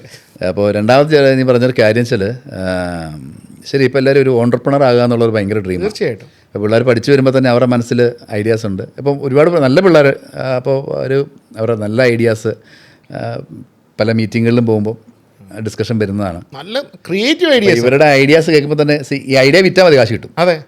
അപ്പോൾ ഇവർ ഇതെങ്ങനെയെങ്കിലും ഇതൊന്ന് ഫുൾഫിൽ ചെയ്യണം, അവരുടെ ആഗ്രഹം.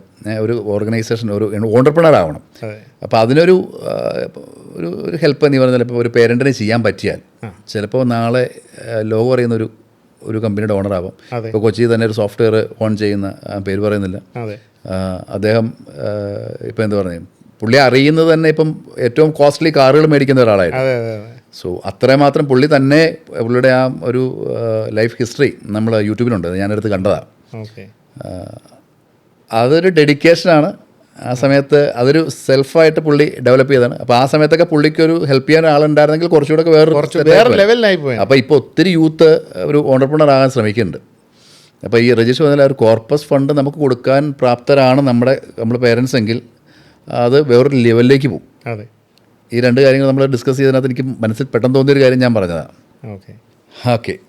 അപ്പോൾ രജിസ്റ്റർ നമുക്ക് കുറച്ച് ടൈം കുറവാണ്. അപ്പോൾ അതുകൊണ്ട് ഒരുപാട് നമ്മൾ ടൈം പ്ലാനിൽ കിടന്ന് കളിച്ചുകൊണ്ടിരിക്കുക. അപ്പോൾ എനിക്ക് വേണ്ട ഒന്ന് രണ്ട് കാര്യങ്ങൾ നമുക്ക് ആൾക്കാർ ചോദിച്ച, നമ്മുടെ വ്യൂവേഴ്സ് ചോദിച്ച കാര്യങ്ങൾ, ഒന്ന് പെൻഷൻ പ്ലാനിനെ കുറിച്ചൊരു ധാരണ പലർക്കുമില്ല. തീർച്ചയായിട്ടും. ഇന്ന് പല കമ്പനികളും പെൻഷൻ, ഇപ്പം നമ്മളൊക്കെ ആണെങ്കിൽ പോലും ഒരു കുറച്ച് എമൗണ്ട് പെൻഷൻ നമുക്ക് കിട്ടും, ബാക്കി ഹോൾഡ് ചെയ്യുന്നു, അങ്ങനെയൊക്കെയാണ് ഇപ്പം പോകുന്നത്. പിന്നെ ചൈൽഡ് പ്ലാൻ. ഓക്കെ. പിന്നെ എനിക്ക് വേണ്ടത് ഇപ്പം മാർക്കറ്റിൽ ഏറ്റവും ബെസ്റ്റായിട്ട് റൺ ചെയ്യുന്ന, don't mention any company name, അതിൻ്റെ features and advantages, 2-3 life insurance, 1-2 insurance policies. Okay. So ഈ പെൻഷനെ തുടങ്ങാം നമുക്ക്. പെൻഷൻ പ്ലാനോ എന്ന് വെച്ചാൽ ഒരാളെ ലൈഫ് സ്പാനിൽ നോക്കുമ്പോൾ ഒരു കുട്ടിയുടെ വിദ്യാഭ്യാസം അത് കഴിഞ്ഞിട്ടാണല്ലോ പിന്നെ. അതെ. അപ്പോൾ ബേസിക് ഒരു ചൈൽഡ് പ്ലാൻ പറയാം. എന്ന് വെച്ചാൽ പൊതുവേ എല്ലാവരും ഒരു സേവിങ്സ് പ്ലാറ്റർ എന്ന് പറയുന്നത് SIP ഇസ് ഗുഡ് വൺ. ഒരു ടേം പ്ലാനും ഒരു SIPയും വളരെ നല്ല കോമ്പിനേഷനാണ്, ബെസ്റ്റ് ഓഫ് ദി കോമ്പിനേഷൻ. പക്ഷേ ഒരു കുട്ടികളുടെ വിദ്യാഭ്യാസത്തിലേക്ക് വരുമ്പോൾ the parents do have a future. അവർ ആ കുട്ടിയുടെ ഫ്യൂച്ചർ കാണും. അവർക്ക് വേണ്ടിയിട്ടാണ് എല്ലാ കുടുംബങ്ങളിലും ഫസ്റ്റ് ഒരു കല്യാണം കഴിഞ്ഞ് അവരുടെ കുട്ടികളൊക്കെ ആയിക്കഴിഞ്ഞാൽ പിന്നെ ആ കുട്ടിയെ ബേസ് ചെയ്തായിരിക്കും ഈ പേരൻസിൻ്റെ ജീവിതങ്ങളെല്ലാം എല്ലാം പോകുന്നത്. അപ്പം അതിനൊരു ഫോക്കസ് കൊടുക്കുമ്പം ഞാൻ എപ്പോഴും പറയുന്നത് ഒരു ചൈൽഡ് പ്ലാൻ ആയിരിക്കും നല്ലത്. റീസൺ എന്താണെന്ന് വെച്ച് കഴിഞ്ഞാൽ, ഒരു കുട്ടി ജനിച്ചു ഒരു 24-25 അല്ലെങ്കിൽ 21-22 ആകുമ്പോഴത്തേക്ക് അവനൊരു ബിസിനസ്സിലേക്ക് കയറണം. ഇപ്പോൾ സേ ഫോർ എക്സാമ്പിൾ 20 ഇയർ ടേമിലേക്ക് ഒരു പ്ലാൻ എടുക്കുന്നു. ഞാൻ എൻ്റെ മോന് വേണ്ടി എടുക്കുന്നു. ആ പ്ലാനിൽ ഞാൻ പ്രീമിയം അടച്ചുകൊണ്ടിരിക്കുന്നു. ഇതേപോലെ തന്നെ SIPയിൽ ഇടുന്നു, ഇതേ എമൗണ്ട് തന്നെ ഇടുന്നു. എനിക്ക് എന്തെങ്കിലും സംഭവിച്ചു കഴിഞ്ഞാൽ SIPയിൽ എത്ര ഫണ്ടുണ്ടോ അത് കുട്ടിയുടെ വീട്ടുകാർക്ക് കൊടുക്കുന്നു, ആ SIP തീരുന്നു. ഇതേ ഉള്ളൂ. പക്ഷേ ചൈൽഡ് പ്ലാനിനകത്തുള്ള ഒരു ഗുണം എന്താണെന്ന് ചോദിച്ചാൽ, എല്ലാ വർഷവും അടച്ചുകൊണ്ടിരിക്കുന്നതിനകത്ത് എനിക്കെന്തെങ്കിലും സംഭവിച്ചു കഴിഞ്ഞാൽ ആ സമയത്ത് തന്നെ എനിക്ക് എൻ്റെ കവറേജ് എമൗണ്ട് എൻ്റെ ഫാമിലിക്ക് കിട്ടും. അതിൽ പോളിസി തീരില്ല. ഒരു ചൈൽഡ് പ്ലാനിൽ നമ്മൾ വേവർ ഓഫ് പ്രീമിയം WOP എന്ന് പറഞ്ഞൊരു റൈഡർ ആഡ് ചെയ്യും. അതിൽ നമുക്കെന്താ വരുന്നതെന്ന് വെച്ച് കഴിഞ്ഞാൽ ഞാൻ മരിച്ചതിന് ശേഷം ആ 20 വർഷത്തെ 5 വർഷം കഴിഞ്ഞിട്ടാണ് ഞാൻ മരിക്കുന്നതെന്നുണ്ടെങ്കിൽ 6ാമത്തെ വർഷം തൊട്ട് 20ാമത്തെ വർഷം വരെ എനിക്ക് വേണ്ടി ആ ഇൻഷുറൻസ് കമ്പനി പ്രീമിയം അടയ്ക്കും. ബാക്കി ഇതിന് ശേഷം ആ കോർപ്പസ് ബിൽഡ് ചെയ്യാനുള്ള എമൗണ്ട് ഉണ്ടല്ലോ അത് എൻ്റെ ഫാമിലിക്ക് കൊടുക്കുകയും ചെയ്യും. സോ ദാറ്റ് ഞാൻ ഉണ്ടെങ്കിലും ഇല്ലെങ്കിൽ എന്താണ് ഫാമിലിക്ക് വേണ്ടിയിട്ടുള്ളൊരു കോർപ്പസ് കിട്ടുകയും ചെയ്യും. പിന്നെ ലാസ്റ്റായിട്ട് വീണ്ടും ഒരു കോർപ്പസ് കിട്ടുകയും ചെയ്യും. അതാ ഡെത്ത് ബെനിഫിറ്റാണ്. സെക്ഷൻ 80 1010D പ്രകാരം ആ കോർപ്പസ് അബ്സല്യൂട്ട്ലി ടാക്സ് ഫ്രീയാണ്. അപ്പം എപ്പോഴും ഒരു അപ്സ് ആൻഡ് ഡൗൺസ് വരുന്നതിനകത്ത് അപ്പോൾ എൻ്റെ ഫാമിലിക്ക് ഒരു സപ്പോർട്ട് ആവുകയും ചെയ്യും. പിന്നീട് എൻ്റെ കുട്ടിയുടെ വിദ്യാഭ്യാസത്തിന് വേണ്ടി വേറൊരു ഫണ്ട് കണ്ടെത്തേണ്ടി വരുന്നില്ല. ഇത് ചൈൽഡ് പ്ലാനിലല്ലാണ്ട് വേറെ ഒരു പ്ലാനിലും ഒരു ഇൻവെസ്റ്റ്മെൻറ്റ് പോർട്ട്ഫോളിയോയിൽ നമുക്ക് കൊടുക്കാൻ പറ്റത്തില്ല. So preferably child plan. അതിനകത്ത് നമുക്ക് കുറേ റൈഡേഴ്സ് ഇപ്പം ഞാൻ പറഞ്ഞ വേവർ ഓഫ് പ്രീമിയം WOP നമ്മൾ പറയുന്ന ഷോർട്ട് ഫോമിൽ വേവർ ഓഫ് പ്രീമിയം പോലെ തന്നെ നമുക്ക് കുറേ റൈഡേഴ്സ് ആഡ് ചെയ്യാം. നമുക്കൊരു ഇൻകം ബെനിഫിറ്റ് റൈഡർ ആഡ് ചെയ്യാം. ഞാൻ മരിച്ചു പോയി കഴിഞ്ഞാൽ ഈ പ്രീമിയം അടയ്ക്കുകയും ചെയ്യും. എൻ്റെ ഫാമിലിക്ക് വേണ്ടിയിട്ട് എല്ലാ വർഷവും നിശ്ചിതമായിട്ടുള്ളൊരു തുക എനിക്ക് എല്ലാ മാസവും എൻ്റെ ഫാമിലിക്ക് കൊടുത്തുകൊണ്ടിരിക്കും. കുറച്ച് ഒരു സർട്ടൺ പീരീഡ് നമുക്ക് 10 years എടുക്കാം, 15 years എടുക്കാം. അങ്ങനെ നമുക്ക് ഓപ്റ്റ് മിനിമം എത്രയാ? ഏതാണ് മിനിമം? നമ്മൾ 5,000 ഓൺവേർഡ്സ് തൊട്ട് minimum duration 5 year or 10 year? Minimum duration 5 year. 5 year. പിന്നെ നമുക്ക് ഡിസൈഡ് ചെയ്യാം 10 to 15 years വരെ നമുക്ക് ഡിസൈഡ് ചെയ്യാം. അതിനുള്ള എക്സ്ട്രാ പ്രീമിയം നമ്മൾ അടയ്ക്കണം. പക്ഷേ it doesn't cost like A new insurance policy. അപ്പോൾ അത് ആഡ് ചെയ്യാം. അപ്പോൾ ഇൻകം ബൂസ്റ്റർ ഉണ്ട്. പിന്നെ രണ്ടാമത്തത് എൻ്റെ ആക്സിഡൻറ്റ് ഡെത്ത് ബെനിഫിറ്റ്. എനിക്കിപ്പം 50 ലക്ഷം രൂപയുടെ കവറേജ് ആണെന്നുണ്ടെങ്കിൽ 50 ലക്ഷം രൂപയുടെ കവറേജിൽ നിന്ന് എനിക്ക് ഒരു ആക്സിഡൻറ്റ് വരുവാണെന്നുണ്ടെങ്കിൽ സെയിം 50 lakhs കൂടി ആഡ് ചെയ്യാം. അത് ഈ ഒരു പുതിയ പോളിസിയുടെ പ്രീമിയത്തിനുള്ള കോസ്റ്റ് വരുന്നില്ല. അപ്പം ആക്സിഡൻറ്റ് ഡെത്ത്. പിന്നെ അതുപോലെ തന്നെ accident permanent disability or total permanent disability add ചെയ്യാം. ഞാൻ മരിച്ചില്ല, ജീവിക്കുക, ലീവിങ് ടു ലോങ് എന്ന് പറഞ്ഞ കൺസെപ്റ്റിൽ പോവാം. ഞാൻ ആക്സിഡൻ്റായി കിടന്നുപോയി, ഇതിനെക്കൊണ്ട് പ്രീമിയം പേ ചെയ്യാൻ പറ്റത്തില്ല. അങ്ങനെയുള്ളപ്പം ആ ബാലൻസ് ഉള്ള പ്രീമിയം വേവ് ഓഫ് ചെയ്യുകയും ചെയ്യും. പിന്നീട് എനിക്ക് ആ കുട്ടിയുടെ കോർപ്പസിന് വേണ്ടിയിട്ടുള്ള ബെനിഫിറ്റ് കിട്ടുകയും. അപ്പം പെർമനൻറ്റ് ഡിസബിലിറ്റി ആയി പോയി കഴിഞ്ഞാൽ എൻ്റെ ഇൻകം കപ്പാസിറ്റി എഫക്റ്റ് ചെയ്യും. ആ സമയത്ത് ആ റൈഡർ വർക്ക് ചെയ്യും. പക്ഷെ ഇപ്പോൾ ഒരു 90% ആൾക്കാർക്കും ഇതിനെക്കുറിച്ച് ഒരു ധാരണയില്ല. ഇൻഷുറൻസ് പോളിസി ഒരാളെ കൊണ്ട് എടുപ്പിക്കുക എന്നുള്ളത് മാത്രമല്ലാതെ അതിൻ്റെ ബെനഫിറ്റ്സ് എങ്ങനെ എടുക്കാമെന്നുള്ളത് ഈ പറഞ്ഞ റൈഡറിനൊക്കെ ചെറിയ എമൗണ്ടേ വരുന്നുള്ളൂ. ചെറിയ എമൗണ്ട്, വളരെ ചെറിയ എമൗണ്ട്. പെർ ലാക്കിന് നമുക്ക് 10 to 12 rupees ഇതേ വരുന്നുള്ളൂ. ഇത് അവനൊരു ചായ കുടിക്കുന്നതിന് പൈസ പോലും ആവുന്നില്ല. പക്ഷേ റൈഡർ പറഞ്ഞ് കൊടുക്കുന്നത് വളരെ നല്ല. ഇപ്പം ഞാനൊരു കൂടുതലായിട്ട് ട്രാവൽ ചെയ്യുന്നൊരു ബിസിനസ്സുകാരനാണെന്നുണ്ടെങ്കിൽ ഒബ്വിയസ്ലി ഞാൻ ഈ ആക്സിഡൻറ്റ് ഡെത്ത് ബെനിഫിറ്റോ ഇല്ലെങ്കിൽ ടോട്ടൽ പെർമനൻറ്റ് ഡിസബിലിറ്റിയോ ഒരു പ്ലാൻ ഞാൻ അറ്റാച്ച് ചെയ്യും. നിർബന്ധമായിട്ട് വേണമെന്ന് തന്നെ പറയും. കാരണം അവർക്ക് അതിനെക്കുറിച്ച് അറിയത്തില്ല. പല ആൾക്കാരും പറയുന്നത് ഏറ്റവും ലാസ്റ്റ് പല ആൾക്കാരും പറഞ്ഞിട്ടുണ്ട്, അവൻ അതിനെക്കുറിച്ച് പഠിച്ചതല്ലേ, എനിക്കൊന്ന് പറഞ്ഞു തരത്തില്ല, എനിക്ക് ഇതിനെക്കുറിച്ച് അറിയത്തില്ലാത്തതല്ലേ, ഏറ്റവും ലാസ്റ്റ് ചോദിക്കും. അതിന് മുമ്പേ ഞാൻ പറയും, സാർ ഇതെടുക്കണം, നിർബന്ധമായിട്ടും എടുക്കണം. സാറിൻ്റെ ട്രാവലിങ്ങിനകത്ത് ഞാൻ സ്റ്റാറ്റിസ്റ്റിക്സ് ഒന്നും പറയല്ല. ഒരു ആക്സിഡൻറ്റ് നടന്നു, മരിക്കുന്നില്ല, കിടന്നു പോകുന്നു, എന്ത് ചെയ്യും? ബാലൻസ് ഉള്ള പ്രീമിയം ആരടയ്ക്കും? ഈ അടച്ച പ്രീമിയത്തിന് എന്തെങ്കിലും ഒരു ഇതുണ്ടോ? സെയിം ലൈക്ക് SIP പോലെ ആയി. സോറി. അപ്പം അതുകൊണ്ട് ഈ റൈഡേഴ്സിൻ്റെ ഓപ്ഷൻ മാൻഡേറ്ററി പറഞ്ഞു കൊടുക്കണം. പറഞ്ഞു കൊടുത്തിട്ട് ഒരു ചൈൽഡ് പ്ലാൻ എടുക്കുകയാണെങ്കിൽ that is the best gift a parent can give to their kid. അതെന്നുള്ളതാണ് ആദ്യത്തെ ഒരു ഓപ്ഷൻ. പിന്നീട് നമുക്ക് എനിക്കൊരു കൺവിക്ഷനും ഇല്ലായിരുന്നു പെൻഷൻ പ്ലാനിൽ. കാരണം ലൈഫ് ഇൻഷുറൻസിൻ്റെ ഒരു കവറേജും പെൻഷൻ ആവില്ല നമ്മുടെ വിചാരം. പെൻഷൻ ആവില്ലെന്നും അന്ന് ചെറിയ പ്രായം എന്ന് വെച്ചാൽ 27-28 വയസ്സിലാണ് ഈ പെൻഷൻ പ്ലാൻ സ്റ്റാർട്ട് ചെയ്തത്. അപ്പം പെൻഷൻ പ്ലാൻ വരുന്നത് ഞങ്ങൾക്ക് ആർക്കും ഒരു എൻകറേജ്മെൻ്റ് ഇല്ല, നമുക്കൊരു ഒരു ഹാപ്പിനെസ് പോലും ഇല്ല. എന്തിനാ ഈ പെൻഷൻ പ്ലാൻ, എന്ത് കുന്തത്തിനാ ഇത് എന്നുള്ളൊരു ചോദ്യം വന്നു. ഇപ്പോഴും ആധാർ കാർഡ് നോക്കുമ്പോൾ ഇത്രയും പ്രായം നമുക്ക് മനസ്സിലാവും. അത് ശരിയാ. അത് മാത്രമല്ല, ബസ്സിൽ പോകുമ്പോൾ അങ്കിള് എന്ന് വിളി വരും. എന്ന് വരുമ്പോഴത്തേക്കും നമ്മൾ അയ്യോ പ്രായമായി എന്നുള്ളൊരു തോന്നൽ. അപ്പം ഈ പെൻഷൻ പ്ലാൻ ഇൻട്രൊഡ്യൂസ് ചെയ്തപ്പം നമ്മുടെ ആ കമ്പനി, ഞാൻ വർക്ക് ചെയ്തുകൊണ്ടിരുന്ന കമ്പനി, പേര് പറയാൻ ബുദ്ധിമുട്ടുണ്ട്, ആ കമ്പനി ഞങ്ങളുടെ എംപ്ലോയീസിനെ എല്ലാവരെയും കൂടെ കൂടിയിട്ട് ഒരു ട്രിപ്പിന് കൊണ്ടുപോയി. Full vibe. ഇപ്പോൾ ഇവർ പറയുന്നതാണ് വൈബ്. നമ്മളന്ന് അടിച്ചു പൊളിയായിരുന്നു. അപ്പം ഈ അടിച്ചു പൊളിച്ച് നമ്മൾ ബസ് എങ്ങോട്ടാണ് പോകുന്നതെന്ന് എന്നൊന്നും പറയുന്നില്ല. ആ ഇവൻ്റ് സെറ്റ് ചെയ്ത് ടീമൊന്നും പറയുന്നില്ല. നമ്മളിത് കൊണ്ടുപോയി ഒരു സെക്കൻഡ് ലിവിങ് ഹൗസിലേക്കാണ് പോയത്. അവിടെ ചെന്നപ്പോഴും നമ്മളിങ്ങനെ ബ്ലാങ്ക് ആയിട്ട് നിൽക്കുക. കുറേ പ്രായമുള്ളവർ അങ്ങോട്ട് നടക്കുന്നു ഇങ്ങോട്ട് നടക്കുന്നു എല്ലാം കാണുന്നു. ശരിക്കും ഒരു ഇന്ത്യയുടെ ലൈഫ് ടേണിങ് മൊമെൻ്റ് അത്. വേറെ എന്നെ കൊണ്ടുപോയി ഇരുത്തിയത് ഒരു നല്ല എഡ്യൂക്കേറ്റഡ് ആയിട്ടുള്ള സീനിയർ പൊസിഷനിൽ നിന്ന് റിട്ടയർ ചെയ്ത് ഒരു ഗവൺമെൻറ് സർവൻറ്റ്, പുള്ളിയുടെ വൈഫ് ഒരു ടീച്ചർ, അതും ഹെഡ് മിസ്ട്രസ്സോ ആ റേഞ്ചിലെങ്ങാണ്ട, ഇവരുടെ റൂമിലേക്ക് കയറ്റി നിങ്ങൾ ഇവരുമായിട്ട് സംസാരിച്ചിരിക്കാൻ പറഞ്ഞു. നമ്മളിപ്പം ഭയങ്കര പെർപ്ലസ്ഡായി. എന്തിനീ കിളവന്മാരുടെ ഇടയ്ക്ക് കൊണ്ടിരുന്നു, നമ്മൾ കിളവന്മാരാകും എന്നുള്ളൊരു തോന്നൽ അപ്പോഴും ഇല്ല. നമ്മൾ ചെന്നിരുന്ന് എന്തുണ്ട്, സാധാരണ ഒരു സെയിൽസിൻ്റെ മോഡിൽ തന്നെ എന്തുണ്ട് വിശേഷം, സുഖമല്ലേ എന്ന് പറഞ്ഞ്. അപ്പം അവർ പറഞ്ഞു, നിങ്ങൾക്ക് ഞങ്ങളുടെ അടുത്ത് വന്നൊന്ന് ഇരിക്കാമോ എന്ന് ചോദിച്ചു. അന്ന് ഈ വലിയ നമ്മുടെ പോഷ് കട്ടിലൊന്നുമല്ല, സാധാരണ മെഡിക്കൽ കട്ടില, അതുപോലത്തെ കട്ടില. അപ്പം അവർ രണ്ടുപേരും രണ്ട് സൈഡിലിരിക്കുക, ആ കട്ടിലിൻ്റെ രണ്ട് സൈഡിൽ കൈവച്ചിരിക്കുക. അപ്പം ഞാനവിടെ ചെന്നു. ഇവരിരിക്കുന്നതിന് നടുക്കുന്നതിന് ഇവർ അടുത്ത് വന്ന് എൻ്റെ രണ്ട് കയ്യിലും ഹോൾഡ് ചെയ്തിട്ട് അവർ സംസാരിക്കുക. അവർ വാതോരാതെ ഇങ്ങനെ സംസാരിക്കുക. ഞങ്ങളിങ്ങനെയായിരുന്നു, മക്കളൊന്നുമില്ല, മക്കളുടെ ഇടയ്ക്ക് ഫോട്ടോ എടുക്കാൻ വരും, കാണാൻ വരും, കൊച്ചുമക്കളുടെ കൂടെ വരും, ഒരു ഫോട്ടോ എടുക്കും, തിരിച്ചു പോകും, ഒറ്റപ്പെടുന്നു. ഇവിടെ അവരാക്കി. അവർ വീടുണ്ട്, തിരുവനന്തപുരത്തൊരു വീടുണ്ട്, അതിപ്പോൾ ആരാ നോക്കുന്നതെന്ന് അറിയത്തില്ല. ലിറ്ററലി കരഞ്ഞു പോയി എൻ്റെ സാറേ, കരഞ്ഞു പോയി. എന്നുവെച്ചാൽ നമ്മൾ ശരിക്കും സെൻറ്റിമെൻ്റലായി പോകും.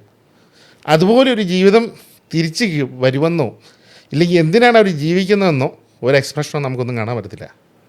അപ്പോൾ ആ ഒരു സംഭവം ഭയങ്കരമായിട്ട് ഹർട്ട് ചെയ്തു. അങ്ങോട്ട് പോയ അടിച്ചൊളിച്ച് പോയമാരെല്ലാം തിരിച്ചു വന്നപ്പം ഒന്നും മിണ്ടാനില്ല, ഒരക്ഷരം മിണ്ടാനില്ല. അവന്മാർ ഞാൻ ഉൾപ്പെടെ വന്ന് അന്ന് 10,000 രൂപയുടെ പെൻഷൻ പ്ലാൻ തുടങ്ങി. 10 വർഷത്തേക്ക് അടച്ചു. അതിൻ്റെ ഒരു കോർപ്പസ് ബിൽഡ് ഞാൻ എത്രയാണെന്ന് പോലും നോക്കിയിട്ടില്ല. അത് പക്ഷേ ബേസിക്കലി ഒരു ഇമോഷണൽ പ്രോഡക്റ്റാണ്. ഇമോഷണൽ പ്രോഡക്ട്സ് എന്ന് പറഞ്ഞാൽ നമ്മൾ ആ ഒരു സ്റ്റേജിലേക്ക് വരുമ്പോൾ എന്താവും എന്നുള്ളത്. ഇതിനൊരു ലൈഫ് കവറേജ് ഒന്നുമില്ല, ഒരു സാധനമില്ല. പക്ഷേ പെൻഷൻ പ്ലാൻ ഇല്ലാത്തവൻ ഏറ്റവും വലിയ മണ്ടനാണ്. ഒരാൾ അവരുടെ ജീവിതത്തിലെ മുഴുവൻ പൈസയും സ്വരുക്കൂട്ടി വെച്ച് കുട്ടികൾക്കെല്ലാം വേണ്ടി കൊടുത്തു കഴിഞ്ഞിട്ട് ഈ അപ്പനെയും അമ്മയും ഒരു സ്ഥലത്തേക്കും കൊണ്ടുവന്ന് ആക്കുക, എന്നിട്ട് അവരങ്ങ് പോവുക. നമ്മുടെ നാട്ടിൽ ഇത് തന്നെ ഇപ്പോഴും നടക്കുന്നതാ. എത്ര വീടുകൾ ഒഴിഞ്ഞു നടക്കുന്നത്. 1 കോടി രൂപ 1.25 കോടി രൂപയുടെയൊക്കെ വീട്ടിൽ, പണ്ട് പത്തനംതിട്ടയായിരുന്നു ഇത് ഏറ്റവും കൂടുതൽ കണ്ടുകൊണ്ടിരുന്നത്. ഒരു വീട്ടിലൊരു അപ്പാപ്പൻ, ഒരു അമ്മാമ്മ, ഒരു പട്ടി, ഇത്രയായിരുന്നു. ഇപ്പം നമ്മുടെ വീടിന് ചുറ്റുപാടുണ്ട്, എല്ലായിടത്തും ഉണ്ട്. ഈ മീൻസ് നമ്മളെവിടെ നോക്കിയാലും ഈ ഒരു സിനാരിയോ ഉണ്ട്. ഇപ്പം നമ്മൾ നമ്മുടെ പേരൻസിനെ നോക്കുന്നുണ്ട്, നമ്മൾ നോക്കുന്നുണ്ട്. അതൊരു വലിയ കാര്യമാണ്. നമ്മൾ നോക്കുന്നുണ്ട്. നമ്മളെ നോക്കുമ്പോൾ നമുക്ക് യാതൊരു ഗ്യാരണ്ടി ഇല്ല, ഒന്നുമില്ല, ഒട്ടുമില്ല. ഇനിയും വരുന്ന ഇപ്പം അതായത് ഒരു ഫോറിൻ കൾച്ചർ ആയിക്കൊണ്ടിരിക്കുകയാണ്. ഓക്കെ, കുറച്ച് നാൾ വരെ പിള്ളേർ കൂടെ ഉണ്ടാവും, പിന്നെ പിള്ളേരുടെ വഴിക്ക് പോകുന്നു. ഈ തന്നെ ആ സമയത്താണ് ഈ പെൻഷൻ്റെ ആവശ്യം. നമ്മളിപ്പോൾ ഒരു കെയർ ഹോമിലോ അല്ലെങ്കിൽ ഒരു ഓർഫനേജിലോ നമ്മളായെങ്കിൽ അവിടെയും പൈസ വേണം ജീവിക്കാൻ, പൈസ വേണം, അവിടെയും ട്രീറ്റ്മെൻറ്റ് പൈസ വേണം, വേണ്ടേ? ചില കുട്ടികൾ അതിനുള്ള പൈസ കൊടുക്കും, ചിലത് അതുപോലും ഇല്ല. ചിലർ നല്ലൊരു ശതമാനം പൈസ കൊടുക്കില്ല രജീഷേ, അല്ലെങ്കിൽ അതുപോലെയുള്ള ഒരു ആൾക്കാരായിരിക്കണം. ഇപ്പം പൈസ കൊടുക്കാൻ ബുദ്ധിമുട്ടാണ്, ആൾക്കാർ കൊടുക്കില്ല എന്ന് പറഞ്ഞാൽ കൊടുക്കാൻ അവരുടെ ആൾക്കാർ സമ്മതിക്കത്തില്ല. അതൊന്ന്. രണ്ടാമത്തെ കാര്യം, 2 രീതിയിലുള്ള ഈ പറയുന്ന ഓൾഡ് ഏജ് ഹോംസാണ് ഉള്ളത്. ഒന്ന്, അത്യാവശ്യം കാശുള്ളവർക്ക് ജീവിക്കാൻ ഒരു 50 lakhs കൊടുത്തു കഴിഞ്ഞാൽ രാജകീയമായിട്ട് ബെയർ മിനിമം 50 lakhs. ഇപ്പം സെക്കൻഡറി ലിവിങ് എന്നുള്ളതാണ് സെക്കൻഡ് ലിവിങ് ഹോം എന്ന് വെച്ചാൽ. മുന്നാഭായി MBBS സെക്കൻഡ് പാർട്ടിന് അതൊരു സെക്കൻഡ് ലിവിങ് ഹോം എന്ന് പറഞ്ഞൊരു കൺസെപ്റ്റിൽ എത്ര കെട്ടിടങ്ങളാണ് പൊങ്ങുന്നതെന്നറിയോ? ഇഷ്ടം പോലെ. ട്രിവാൻഡ്രത്തുണ്ട്, ഇപ്പം കോട്ടയത്ത് ഫോം ചെയ്തിട്ടുണ്ട്, തൃശ്ശൂർ ഫോം ചെയ്തിട്ടുണ്ട്, ഇഷ്ടം പോലെ ഉണ്ട്. അപ്പോൾ ഡിപ്പെൻസ് ഓൺ ഈ പറയുന്ന സെക്കൻഡ് ലിവിങ് ഹോമിൻ്റെ കപ്പാസിറ്റി. നമ്മുടെ കപ്പാസിറ്റിക്ക് അനുസരിച്ചാണ് ഓരോന്നും സെറ്റ് ചെയ്യുന്നത്. അതെ, കുറച്ച് കപ്പാസിറ്റി ഇല്ലാത്ത ആൾക്കാരാണെങ്കിൽ ഈ പറയുന്ന പോലെ ലൈഫ് ഭയങ്കര പദ്ധതിക്കുക. അപ്പം ആ സമയത്താണ് ഒരു ശരിക്കും പെൻഷൻ എന്തെങ്കിലും നല്ലൊരു എമൗണ്ട് കയ്യിലോട്ട് മാസം വരുവാണെങ്കിൽ അപ്പോഴാണ് ഒരു പെൻഷൻ്റെ ഒരു ഇമ്പോർട്ടൻസ് മനസ്സിലാകുന്നത്, വാല്യൂ മനസ്സിലാകുന്നത്. കാരണം നമ്മൾ ആരോടെങ്കിലും ചെന്ന് ചോദിച്ച്, മോനെ എടാ എനിക്ക് ഒരു ആഗ്രഹമുണ്ട്, അപ്പം എൻ്റെ ഈ പൈസ ഇല്ല എന്നൊരു വർത്തമാനം കേൾക്കുമ്പോൾ നമുക്കുള്ള പെയിൻ എത്രയുണ്ടെന്ന് നമുക്ക് അസസ് ചെയ്യാം. ഞാൻ ഈ ഗൾഫിൽ നിന്ന് പോയിട്ട്, ഞാൻ പറഞ്ഞു ഖത്തറിലുണ്ടായിരുന്നു പറഞ്ഞു, അവിടെ നിന്ന് പരിപാടി നിർത്തി പോകുന്നത്, വൈഫ് മോനും ഇവിടെയായിരുന്നു. അപ്പനും അമ്മയും വിളിച്ചു, അവരുമായിട്ട് സംസാരിച്ചപ്പോഴത്തേക്കും ഒരു 3-4 ദിവസമായിട്ട് വിളിച്ചിട്ട് ഫോൺ എടുക്കുന്നില്ല, വയ്യാതായിട്ട് അവർ ഹോസ്പിറ്റലായിരുന്നു. അതിനുശേഷം ഞാൻ ചോദിച്ചു അപ്പനോട്, എന്തോ ഫോൺ എടുക്കാത്തതെന്ന് ചോദിച്ചു. നീ പൈസ ഉണ്ടാക്കാൻ വേണ്ടി പോയിരിക്കില്ലെന്ന് ചോദിച്ചു. പരിപാടി നിർത്തി. പക്ഷേ എത്ര പേര് അങ്ങനെ ചെയ്യും എന്നുള്ളത്. ഇല്ലെങ്കിൽ അപ്പൻ അങ്ങനെ ഒരു ചോദ്യം ചോദിച്ചുകൊണ്ടാണ് എനിക്ക് ആ ഒരു ഇത് വന്നത്. അപ്പോൾ ഇപ്പോഴും ഇവിടുന്ന് ആഴ്ചയിലൊരിക്കലും അല്ലെങ്കിൽ 2 ആഴ്ചയിലൊരിക്കലും ഞാൻ വീട്ടിൽ പോകും. അവരുടെ കൂടെ വർത്താനമൊക്കെ പറഞ്ഞിരുന്ന് കുറച്ച് നേരം ഇരുന്നിട്ടെങ്കിൽ പോരും. അതാണ് ഒരു സന്തോഷം. കാരണം എൻ്റെ ബ്രദർ മലേഷ്യയിലാണ്, അവരവിടെ സെറ്റിൽഡാണ്. അപ്പം ഞാനേ ഉള്ളൂ. ഇതെൻ്റെ മകനിൽ നിന്ന് എക്സ്പെക്റ്റ് ചെയ്യാൻ പറ്റുമോ? ഇല്ല. അത് ഒരു വലിയൊരു ചലഞ്ചാണ്. അപ്പം പെൻഷൻ എന്ന് പറയുന്നത് അതിനകത്ത് 2 കാര്യങ്ങളുണ്ട്. ഞാൻ എൻ്റെ പെൻഷൻ എടുത്തു, ഞാൻ മരിച്ചുപോയി, എൻ്റെ ഭാര്യയ്ക്ക് കിട്ടുമോ? ഇല്ല എന്നുള്ളൊരു സ്റ്റേജായിരുന്നു. അപ്പം പെൻഷനകത്തൊരു 4 ഘടകങ്ങളുണ്ട്. 4 ഘടകങ്ങളെടുക്കും. ഒന്ന് ആന്യൂറ്റി ഫോർ ലൈഫ്. ഈ നമ്മുടെ കോർപ്പസിനെ നമുക്ക് ആന്യൂറ്റി എന്ന് പറയും. ആന്യൂറ്റിയുടെ 40% to 60% നമുക്ക് വിഡ്രോ ചെയ്യാം. ഒരു കാരണവശാലും എടുക്കരുതെന്നുള്ളതാണ് എൻ്റെ അഭിപ്രായം. പക്ഷേ ഇൻ എമർജൻസി സിറ്റുവേഷൻ നമുക്കത് എടുക്കാം. ബാലൻസ് ഉള്ള എമൗണ്ടിനെ നമുക്ക് 6 to 8% വരെ മന്ത്ലി പെൻഷനായിട്ട് നമുക്ക് കിട്ടിക്കൊണ്ടിരിക്കും. ഈ പെൻഷനെ നമുക്ക് 4 ഘടകങ്ങളെന്ന് പറയുന്നത്, ഒന്ന് ആന്യൂറ്റി ഫോർ ലൈഫ്, എനിക്ക് എൻ്റെ ജീവിതം മുഴുവൻ. അതുപോലെ രണ്ടാമത്തെ ജോയിൻറ്റ് ലൈഫ് ആന്യൂറ്റി, എനിക്ക് പെൻഷൻ കിട്ടുന്നു, ഞാനും എൻ്റെ വൈഫും സന്തോഷമായിട്ട് ജീവിക്കുന്നു. ഞാനോ അവളോ ആരെങ്കിലും ഒരാൾ മരിച്ചു പോയാൽ മറ്റേ ആൾക്ക് ആ പെൻഷൻ്റെ ബാലൻസ് എമൗണ്ട് കിട്ടും. പിന്നെ ഇതിനൊരു കോർപ്പസ് ഉണ്ട്, കോർപ്പസ് ടു ബി ട്രാൻസ്ഫേർഡ് എന്ന് പറഞ്ഞു. അപ്പോൾ അതിനകത്ത് ഈ ആന്യൂറ്റി എനിക്ക് കിട്ടിക്കഴിഞ്ഞ ശേഷം എൻ്റെ കുട്ടികളിലേക്ക് എനിക്ക് പൈസ വേണമെങ്കിൽ കൊടുക്കാൻ പറ്റും. 4മത്തെയാണ് ഇൻക്രീസിങ് ആന്യൂറ്റി, പുതിയതായിട്ട് വന്നേക്കുന്നത്. ഇൻക്രീസിങ് ആന്യൂറ്റി എന്ന് വെച്ചാൽ നമുക്ക് ഈ ഇൻഫ്ലേഷനെ ബീറ്റ് ചെയ്തുകൊണ്ട് എല്ലാ വർഷവും നമുക്കൊരു 3 to 5% ഇൻക്രീസ് ഇൻ ഇൻകം തോട് കൂടിയിട്ട് നമുക്ക് പെൻഷൻ എടുക്കാം. 21 കമ്പനികളാണ് ഇന്ത്യയിൽ ലൈനപ്പ് ചെയ്യുന്നത് പെൻഷൻ ഫണ്ടിന് വേണ്ടിയിട്ട്. കാരണം ഇതിനെ പറഞ്ഞ് മനസ്സിലാക്കി എടുക്കുന്നത് ഭയങ്കര പാടാണ്. പക്ഷേ അത് മനസ്സിലാക്കിയവൻ ഇത് ഒരിക്കലും ചെയ്യാതിരിക്കത്തില്ല. നേരത്തെ ഞാനത് എടുത്ത് 10 വർഷം കൊണ്ട് അടച്ചുകൊണ്ട് അത് എനിക്ക് സഫീഷ്യൻ്റ് ആണെന്ന് പറയുന്നില്ല. ഇപ്പം ഇത്രയും ഇൻഫ്ലേഷൻ ഒന്നും പോകുമെന്നോ ഇത്രയും കോസ്റ്റ് ആകുമെന്നോ ഒന്നും നമ്മൾ വിചാരിച്ചിട്ടില്ല. പക്ഷേ അന്ന് ആ ഒരു ഇമോഷൻ്റെ പുറത്ത് എടുത്തുകൊണ്ട് അത്രയെങ്കിലും ഉണ്ട്. അത് മനസ്സിലാക്കണമെന്നുള്ളൊരു കാര്യമാണ്. പക്ഷേ അതും നമുക്ക് വളരെ ഇമ്പോർട്ടൻ്റ് ആണ്. പെൻഷൻ നമുക്ക് ഒരിക്കലും ഒഴിവാക്കാൻ പറ്റത്തില്ലാത്തൊരു കാര്യമാണ്. അല്ല, ഇനിയൊരു ഇപ്പോൾ തന്നെ ആണെങ്കിലും ഇപ്പം നമുക്കറിയാം, നമ്മുടെ വീട്ടിലും പ്രായമുള്ള ആൾക്കാരുണ്ട്, നമ്മൾ മെഡിക്കേഷൻ എടുക്കുന്നുണ്ട്. അതെ. അപ്പോൾ ഒരു 200-250 രൂപയുടെ മെഡിസിൻ എന്തായാലും ആവറേജ് എല്ലാവർക്കൊക്കെ വേണം. മിനിമം വേണം. അത് തന്നെ ഒരു 7,000 രൂപയോ 7,000-8,000 രൂപയോ അല്ലേ? അപ്പോൾ പിന്നെ ജീവിക്കാനുള്ള പൈസ വേണം. ക്ലോസ് ടു 30,000 to 40,000 rupees ഫാമിലിക്ക് പെൻഷൻ വേണം. ഈവൻ ഇഫ് ഇൻഡിവിജ്വൽ ആയിട്ട് ഈ പറഞ്ഞ പോലെ സെക്കൻഡ് ലിവിങ് ഹോമിലാണെങ്കിൽ പോലും അവന് വേണം. നമ്മുടെ ആവശ്യങ്ങൾ നടത്താനും മരുന്ന് മേടിക്കാനും ഒക്കെ ആയിട്ടുള്ള പൈസ വേണം. അപ്പോൾ എന്തായാലും ഒരു 30,000 to 40,000 rupees മിനിമം പെൻഷൻ കിട്ടുന്ന രീതിയിൽ ഇൻവെസ്റ്റ് ചെയ്യണം അല്ലേ? അത് എത്ര വർഷം മുമ്പ് ഇൻവെസ്റ്റ് ചെയ്ത് തുടങ്ങണം രജീഷ്? അത് ജോലി കിട്ടിയിട്ടുള്ള ആദ്യത്തെ 10 വർഷത്തിൽ അവൻ എടുക്കേണ്ട കാര്യം ഒരു ടേം പ്ലാനും ഒരു പെൻഷൻ പ്ലാനും. ഇല്ലെങ്കിൽ അവനൊരു പെൻഷൻ പ്ലാൻ എടുത്താലും മതി. അവൻ വിവാഹം കഴിക്കുന്ന സമയത്തിൽ അവൻ ആദ്യം എടുക്കേണ്ടത് ഒരു ടേം പ്ലാനാണ്. കാരണം അവന് വേണ്ടിയിട്ടല്ല, അവൻ്റെ കുടുംബത്തിന് വേണ്ടിയിട്ട്, അവൻ്റെ പുതിയതായിട്ട് സ്റ്റാർട്ട് ചെയ്യുന്ന ഫാമിലി, വരാൻ പോകുന്ന കുട്ടി എന്നീ ചിന്തകളിലേക്ക് വേണം ഒരു ടേം പ്ലാൻ എടുക്കാൻ. പക്ഷേ അത് വളരെ കുറവാണ് രജിസ്റ്റർ. കാരണം വെച്ചാൽ ഇപ്പോൾ ആണെങ്കിൽ പോലും ഒരു ഏർലി 50s ഞാൻ പെൻഷനാവുമെന്ന് റിയലൈസ് ചെയ്യപ്പെടുന്നത്. അന്നേരം എൻ്റെ കയ്യിൽ പൈസ ഇല്ലയെന്ന് റിയലൈസ് ചെയ്യപ്പെടും. നല്ലൊരു ശതമാനം ആൾക്കാർക്കും. അല്ലെങ്കിൽ അതുപോലെ ഫിനാൻഷ്യൽ പ്ലാൻ ചെയ്ത ആൾക്കാരായിരിക്കണം. ഇപ്പോൾ നാളെ ഞാൻ റിട്ടയർ ആകുന്നു, എനിക്ക് ഈ ലൈഫ് സ്റ്റൈൽ കീപ്പ് ചെയ്യണം, അല്ലെങ്കിൽ ഇതിൻ്റെ പകുതിയെങ്കിലും കീപ്പ് ചെയ്യണം. ഓക്കെ, അങ്ങനെ വിചാരിച്ച് തുടങ്ങുന്ന ആൾക്കാരാണ്. ഇപ്പോൾ ഒന്ന് എടുത്തു വെച്ചു, നമ്മുടെ ഫ്രണ്ട് സർക്കിളിൽ ഒരു 40 വയസ്സ് ടു ഒരു 40 to 50 ഇൻ ബിറ്റ്വീൻ എടുത്തു വെച്ചു എത്ര പേർക്കുണ്ട്? ലെസ് ദാൻ 20% പോലും വരത്തില്ല സാറേ, ഒരിക്കലുമില്ല. അല്ല, ഞാൻ പറഞ്ഞത് ഇപ്പം നമ്മൾ ഈ ഫീൽഡിലായതുകൊണ്ടും ഇപ്പം നമ്മളൊക്കെ കുറച്ച് കാര്യങ്ങളൊക്കെ അതായത് നമ്മൾ ആ പരിചയം ഉള്ളതുകൊണ്ടാണ് ചോദിച്ചത്.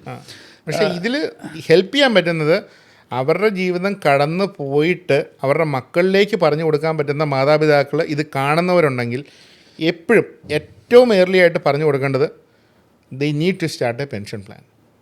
അവന് കിട്ടുന്ന ഒരു ജോലി കിട്ടിയാൽ ഒരു 5 to 6 years അവന് ജോലി ചെയ്യാൻ പറ്റുന്ന സമയത്ത് അവൻ പെൻഷനിലേക്ക് കോർപ്പസ് ബിൽഡ് ചെയ്ത് തുടങ്ങുക. അതിനുശേഷം അവനൊരു വിവാഹം കഴിക്കുകയോ ഇല്ലെങ്കിൽ ലിവിങ് ടു റിലേഷൻഷിപ്പോ അങ്ങനെ എന്തെങ്കിലും വരുവാണെന്നുണ്ടെങ്കിൽ അവന് ആ വ്യക്തിയെ സംരക്ഷിക്കണമെന്നുണ്ടെങ്കിൽ ബി റെസ്പോൺസിബിൾ എന്ന് പറഞ്ഞാൽ ആദ്യത്തെ ടാഗ്ലൈൻ അതാ. If the person is responsible, ആ റെസ്പോൺസിബിലിറ്റിക്ക് വേണ്ടിയിട്ട് അവന് ടേം പ്ലാൻ എടുക്കണം. അത് കഴിഞ്ഞിട്ട് കുട്ടികളാവുകയാണെങ്കിൽ ചൈൽഡ് പ്ലാനും അതിന് ശേഷം പെൻഷൻ പ്ലാനിലേക്കും പോകണം എന്ന് പറയുന്നതാണ് ഏറ്റവും നല്ലൊരു പ്ലാൻ. അതേപോലെ തന്നെ നമ്മൾ ആദ്യം പറഞ്ഞ family financial planning versus family future financial planning, അങ്ങനെയുള്ളവർക്ക് കൊടുക്കാൻ പറ്റിയൊരു നല്ല പ്ലാനാണ് ഗ്യാരൻറ്റീഡ് പ്ലാൻ. ഇപ്പം മാർക്കറ്റിൽ അതൊരു എൻഡോമെൻറ്റ് പ്ലാൻ അല്ല, ഒരു മിക്സ് ഓഫ് ഇറ്റ്. അതെന്ന് വെച്ചൊരു ഹൈബ്രിഡ് പോലെ ഡെപ്സും ഇക്വിറ്റിയും എല്ലാം കൂടെ കൂടിയിട്ട് മിക്സ് ചെയ്തിട്ടുള്ളൊരു ഫണ്ടിനകത്ത് അത് ഇൻവെസ്റ്റ് ചെയ്തിട്ട് അതിനകത്ത് ബാങ്കിൽ ഇപ്പം കൊടുക്കുന്ന 7% ആണെങ്കിൽ 8% പ്ലസ്സാണ് ഇപ്പം അതിനകത്ത് ഗ്യാരൻറ്റീഡ് കൊടുക്കുന്നത്. ഒരു 12% വരെ എന്ന് വെച്ചാൽ ഒരു 30 ഇയേഴ്സിൻ്റെ എക്കണോമി ഒരു മനുഷ്യനും പ്രഡിക്റ്റ് ചെയ്യാൻ പറ്റത്തില്ല. അപ്പം 30 ഇയേഴ്സിൽ ഗ്യാരൻറ്റീഡ് ആയിട്ട് ഈ ഒരു ഇൻകം കിട്ടുക എന്ന് പറഞ്ഞാൽ ഭയങ്കര ബ്ലെസ്ഡാണ്. കാരണം പണ്ട് ഞാൻ ജോലിക്ക് കയറിയ സമയങ്ങളിൽ കേട്ടിട്ടുണ്ട്, തിരുവല്ല ഭാഗത്തൊക്കെ 15% FD വീണ്ടും റീസെയിൽ ചെയ്യാനുണ്ടായിരുന്നു. 14-15% FDs 15 വർഷത്തേക്ക് ഇട്ടേക്കുന്നത് റീസെയിൽ ചെയ്യാനുണ്ടായിരുന്നു എന്ന് പറഞ്ഞ പോലെയാണ് ഈ 30 ഇയേഴ്സ്. ഇതെന്ന് വേണമെങ്കിൽ നിന്ന് പോകും, അതിന് മുമ്പേ അത് എടുക്കുന്നത് നല്ലതാണ്. കാരണം അവർക്കൊരു കോർപ്പസാണ്. ഞാൻ അതിനൊരു സിമ്പിൾ എക്സാമ്പിൾ പറയുകയാണ്. ഞാൻ എൻ്റെ മകന് വേണ്ടിയിട്ട് കൊടുക്കുന്നു ഈ പ്ലാൻ. എനിക്കൊരു പൈസ ഉണ്ട്, ഞാനത് മകന് വേണ്ടിയിട്ട് പൈസയായിട്ട് കൊടുക്കുന്നതിന് പകരം ഞാനിത് കൊടുക്കുന്നു. മകൻ്റെ ലൈഫ് കംപ്ലീറ്റ് അവനൊരു റിട്ടയർമെൻറ്റ് സ്റ്റേജ് തൊട്ട് അവന് ഇൻകമായിട്ട് ജനറേറ്റ് ചെയ്ത് കിട്ടുക എന്ന് വെക്കുക. അതിനുശേഷം മകൻ്റെ ജീവിതകാലത്തിന് ശേഷം ഈ കോർപ്പസ് കുട്ടിയിലേക്ക് പോകുന്നു. അങ്ങനെ നമുക്ക് അത് ഡിസൈൻ ചെയ്യാം. ബ്യൂട്ടിഫുൾ പ്ലാൻ, ബ്യൂട്ടിഫുൾ മതലബ് സൂപ്പർ പ്ലാൻ. അങ്ങനെ നമുക്ക് പണ്ടൊന്നും ഇല്ലായിരുന്നു. പണ്ടൊക്കെ എന്താണ് ഒരു ഡിഫൈൻഡ് ആയിട്ടുള്ളൊരു ഇൻട്രസ്റ്റോ റേറ്റോ ഒന്നുമില്ല. പോളിസി ഡോക്യുമെൻറ്റിൽ തന്നെ എഴുതിയിട്ടുണ്ട് guaranteed. It's guaranteed. Coming generation അത് ഭയങ്കര ഹെൽപ്ഫുള്ളാണത്. ഇതിനെ തന്നെ നമുക്ക് വേണമെന്നുണ്ടെങ്കിൽ എനിക്ക് എൻ്റെ ഇമ്മീഡിയറ്റ് ആയിട്ട് ഇപ്പം സാധാരണ എല്ലാവരും 30 വർഷം കഴിഞ്ഞിട്ടുള്ള ബെനിഫിറ്റ്, ഇതെനിക്ക് നെക്സ്റ്റ് ഇയർ ഓൺവേഡ്സ് തന്നെ എനിക്ക് ഇതിനകത്തുനിന്ന് ബെനിഫിറ്റ് കിട്ടാം. ഇതേ വർഷം തന്നെ എനിക്ക് വേണമെങ്കിൽ ബെനിഫിറ്റ് റീപ്പ് ചെയ്യാം. എന്ന് വെച്ചാൽ a person who is going to retire in this year, ഈ വർഷം റിട്ടയർ ചെയ്യുന്ന ഒരാൾക്കൊരു കോർപ്പസ് കിട്ടുന്നത്, PFൻ്റെയും അതെല്ലാം കൂടെ കൂട്ടിയിട്ടുള്ള കോർപ്പസ് കിട്ടുന്നത്, ഇവനിത് ഓരോ വർഷം വെച്ച് ഇല്ലെങ്കിൽ ബാങ്കിൽ FD ആയിട്ട് ഇട്ടിട്ട് ഓരോ വർഷം വെച്ച് ഇതിലേക്ക് പ്രീമിയം അടച്ചു കഴിഞ്ഞാൽ he will get guaranteed income. എന്ന് വെച്ചാൽ close to 250% of the invested എമൗണ്ടാണ്. ഈ പൈസ അടച്ചേക്കുന്ന പ്രീമിയം പുള്ളിക്ക് ഇൻകമായിട്ട് കിട്ടുന്ന അല്ലാണ്ട് ലാസ്റ്റ് ഈ അടച്ച പൈസ മുഴുവൻ ലംസമായിട്ട് കിട്ടും സാറേ. ലംസമായിട്ട് ലാസ്റ്റ് കിട്ടും. സാധാരണ പണ്ടത്തൊക്കെ ഹോൾ ലൈഫ് പ്ലാനിനകത്തൊക്കെ നമുക്കൊരു കവറേജ് കിട്ടിക്കൊണ്ടിരിക്കുന്നു എന്നുള്ളൂ. ഇത് ഞാൻ അടച്ച പൈസയ്ക്ക് മൂല്യമായിട്ട് എനിക്ക് റിട്ടേൺസ് കിട്ടിക്കൊണ്ടിരിക്കുകയും ചെയ്യും. And the end of the tenure ഇത് എനിക്ക് തിരിച്ച് കിട്ടുമോ ഇല്ലെങ്കിൽ എൻ്റെ മരണശേഷം എൻ്റെ ഫാമിലിക്ക് കിട്ടുകയോ ചെയ്യും. ഇപ്പം ഫോർ എക്സാമ്പിൾ ഹസ്ബൻഡ് വൈഫിന് വേണ്ടി എടുക്കുന്നുണ്ടെങ്കിൽ we can add MWP act. MWP act എന്ന് പറഞ്ഞാൽ മാരീഡ് വുമൺ പ്രോപ്പർട്ടി ആക്ട്. അതും കൂടെ രജിസ്റ്റർ ചെയ്ത് കഴിഞ്ഞാൽ കുട്ടികൾക്ക് ഒന്നും തൊടാൻ പറ്റത്തില്ല. That will be registered for the wife. ഒരു കോർട്ട് ഓഫ് ലോ ഒരിടത്തും ഒന്നും ഈ പൈസ പിടിച്ച് മേടിക്കാൻ പറ്റത്തില്ല. അപ്പോൾ അങ്ങനെ ഒരു പ്ലാനിനകത്ത് ഞാൻ എപ്പോഴും കുട്ടികളുള്ള ഒരു ഫാമിലിയിൽ ഞാനൊരു ടേം പ്ലാനോ ഇത് എടുക്കുകയാണെന്നുണ്ടെങ്കിൽ ഞാൻ MWP ആക്ട് മാൻഡേറ്ററി ആഡ് ചെയ്യാൻ പറയും. That is required. കാരണം പൈസയ്ക്ക് വേണ്ടി മുറവിളി കൂട്ടുന്ന ഒരു ജനറേഷൻ വന്നു തുടങ്ങി. അപ്പോൾ ഇതിൻ്റെ ഒരു ഇമ്പാക്റ്റ് ഉള്ളതുകൊണ്ട് MWP ആക്ട് വേണം. കാരണം അവനില്ലെങ്കിലും ഇല്ലെങ്കിൽ അദ്ദേഹം ഇല്ലെങ്കിലും ആ പൈസ ആ കുടുംബത്തിലേക്ക് ചെല്ലുകയും ആ അമ്മയെ സംരക്ഷിക്കാനുള്ള ഉത്തരവാദിത്വം ഉണ്ട്. കാരണം നമ്മൾ ഇപ്പം വാർത്തകളിൽ സ്ഥിരമായിട്ട് വരുന്നത് മകൻ അമ്മയെ കൊന്നു, അങ്ങനെയുള്ള കേസുകൾ വരുന്നുണ്ട്.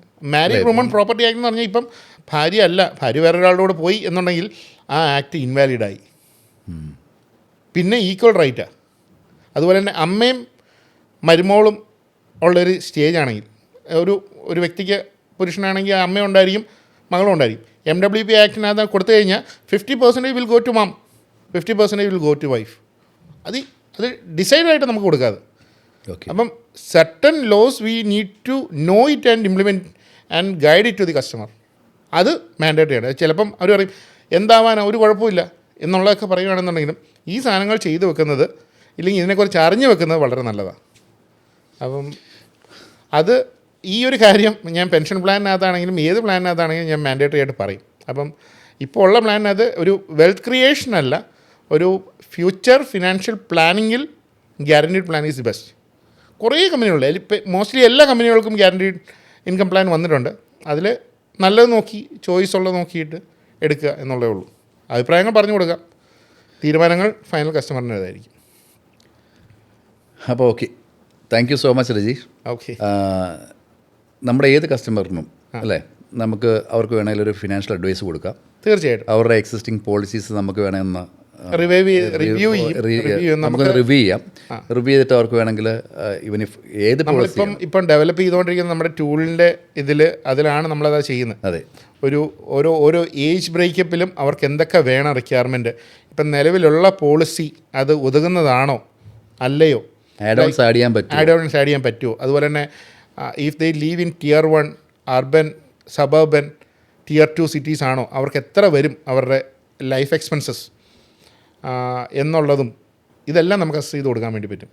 ഒരാൾക്ക് വേണ്ട ഒരു ഫുള്ളി ഫിനാൻഷ്യൽ പ്ലാനിങ് നമുക്ക് ചെയ്തു കൊടുക്കാൻ പറ്റും. ഓഫ് കോഴ്സ് ഇപ്പം ഞാൻ പേഴ്സണൽ സജഷനിൽ പറയുകയാണെങ്കിൽ നോട്ട് ഓൺലി ഇൻഷുറൻസ്, ഇക്വിറ്റിയിൽ ഒരു നല്ലൊരു പെർസെൻറ്റേജ് ഇൻവെസ്റ്റ്മെൻറ്റ് വേണം, SIP ഉണ്ട്, SIP ഇൻവെസ്റ്റ്മെൻറ്റ് വേണം, ഇൻഷുറൻസിൽ ഇൻവെസ്റ്റ്മെൻറ്റ് വേണം. അപ്പോൾ ഒരു മോസ്റ്റ് ഫ്യൂച്ചർ ഇപ്പം പുതിയ വന്നുകൊണ്ടിരിക്കുന്നത് കമോഡിറ്റീസ് ടു ഗുഡ്. കമോഡിറ്റീസിൽ ഓൾ ടൈം ഹൈ ആയിരുന്നു ഗോൾഡ് മിനിഞ്ഞാന്ന്, all time high crossed 76,000 plus. അതെ, മോസ്റ്റ് പ്രോബബ്ലി 1 lakh എത്താൻ സാധ്യതയുണ്ട്. നമ്മുടെ നാട്ടിലെ റബ്ബറും കൂടെ വന്നു കഴിഞ്ഞാൽ കമോഡിറ്റി മാർക്കറ്റിൽ ബൂം അപ്പിലേക്ക് എന്ത്, കാരണം അന്ന് കാശ് ഉണ്ടാക്കിയ ആൾക്കാർ ഇഷ്ടം പോലെ ഉണ്ട്. എന്ന് വെച്ചാൽ if you take A financial pyramid, അതിൻ്റെ ബേസ് ലൈൻ ലൈഫ് ഇൻഷുറൻസ് ആണെങ്കിലും then it goes to health insurance, then the bank savings, that too up to maximum 20%. 20% bank savings on you didn't get anything out of it. Then it will come to SIP or mutual fund. അതിന് ശേഷമാണ് അവർക്ക് വരുന്ന ഷെയർസും സ്റ്റോക്സിനകത്തുള്ള, അതിന് ശേഷം കമ്മോഡിറ്റിയെ കുറിച്ച് നമ്മൾ വളരെ exclusive ആയിട്ടൊരു സെഷൻ ചെയ്യുന്നുണ്ട്. നല്ലതായിരിക്കും. കാരണം കമ്മോഡിറ്റി ഫ്യൂച്ചർ മാർക്കറ്റ് തന്നെയല്ല, കമ്മോഡിറ്റീസിൽ ഫ്യൂച്ചർ മാർക്കറ്റിനെ കുറിച്ച് ഒരുപാട് ഭയങ്കര വലിയ സബ്ജക്റ്റാണ്. അപ്പോൾ അതിനകത്ത് ഒത്തിരി കൈപൊള്ളി ആൾക്കാരുണ്ട്. അത് നമ്മുടെ എന്തുകൊണ്ടാണ് സംഭവിച്ചത്, അതെങ്ങനെ ഇനി അത് മുമ്പോട്ട് എങ്ങനെ നല്ല രീതിയിൽ കൊണ്ടുപോകാൻ ഇൻവെസ്റ്റ് ചെയ്യാൻ പറ്റും. ഈ ഫാമിലി ഫിനാൻഷ്യൽ പ്ലാനിങ്ങും ഫ്യൂച്ചർ ഫിനാൻഷ്യൽ പ്ലാനിങ്ങിനകത്ത് ഞാൻ പഠിച്ചതിൽ വെച്ച് ഏറ്റവും ബെസ്റ്റ് കണ്ടന്റ് എന്ന് പറഞ്ഞാൽ ഈ കമോഡിറ്റി മാർക്കറ്റ്, റിയൽ എസ്റ്റേറ്റ്, ഇതിനകത്തുള്ള ഇൻവെസ്റ്റ്മെൻറ്റ്സ് ആണ് ഒരു long term perspective which is not going to lose it up എന്നുള്ള പറയുന്നത്. അപ്പോൾ അതിന് എപ്പോഴും സാറ് പണ്ടും എനിക്ക് പറഞ്ഞു തന്നിട്ടുള്ളൊരു കാര്യമാണ്, it's not the how much time you it is not the timing, how much time you invest in the market എന്നുള്ളത്. അപ്പം നാൾ കൂടുതൽ കിടക്കുന്നവരും അതിന് ഗ്രോ ചെയ്യാനുള്ള അതിൻ്റെ റിസ്കിൻ്റെ അപ്പറ്റേറ്റ് വളരെ കുറഞ്ഞുകൊണ്ട് 90 minutes ഫുട്ബോൾ കളിക്കുന്നതിലല്ല കാര്യം, അതെ 15 minutes ഒരു ഗോൾ അടിക്കുന്നതല്ല കാര്യം. അതെ അല്ലേ? അതെ, 90 minutes കളിച്ചു എന്ന് പറഞ്ഞൊരു കാര്യമില്ല, ഒരു കാര്യം. അപ്പോൾ ഈ 15 minutes നമുക്ക് ഒരു ഗോൾ അടിപ്പിക്കാൻ നമ്മുടെ ഇൻവെസ്റ്റേഴ്സിനെ നമ്മളെ ഹെൽപ്പ് ചെയ്യും തീർച്ചയായിട്ടും. Okay, thank U. ഓക്കെ.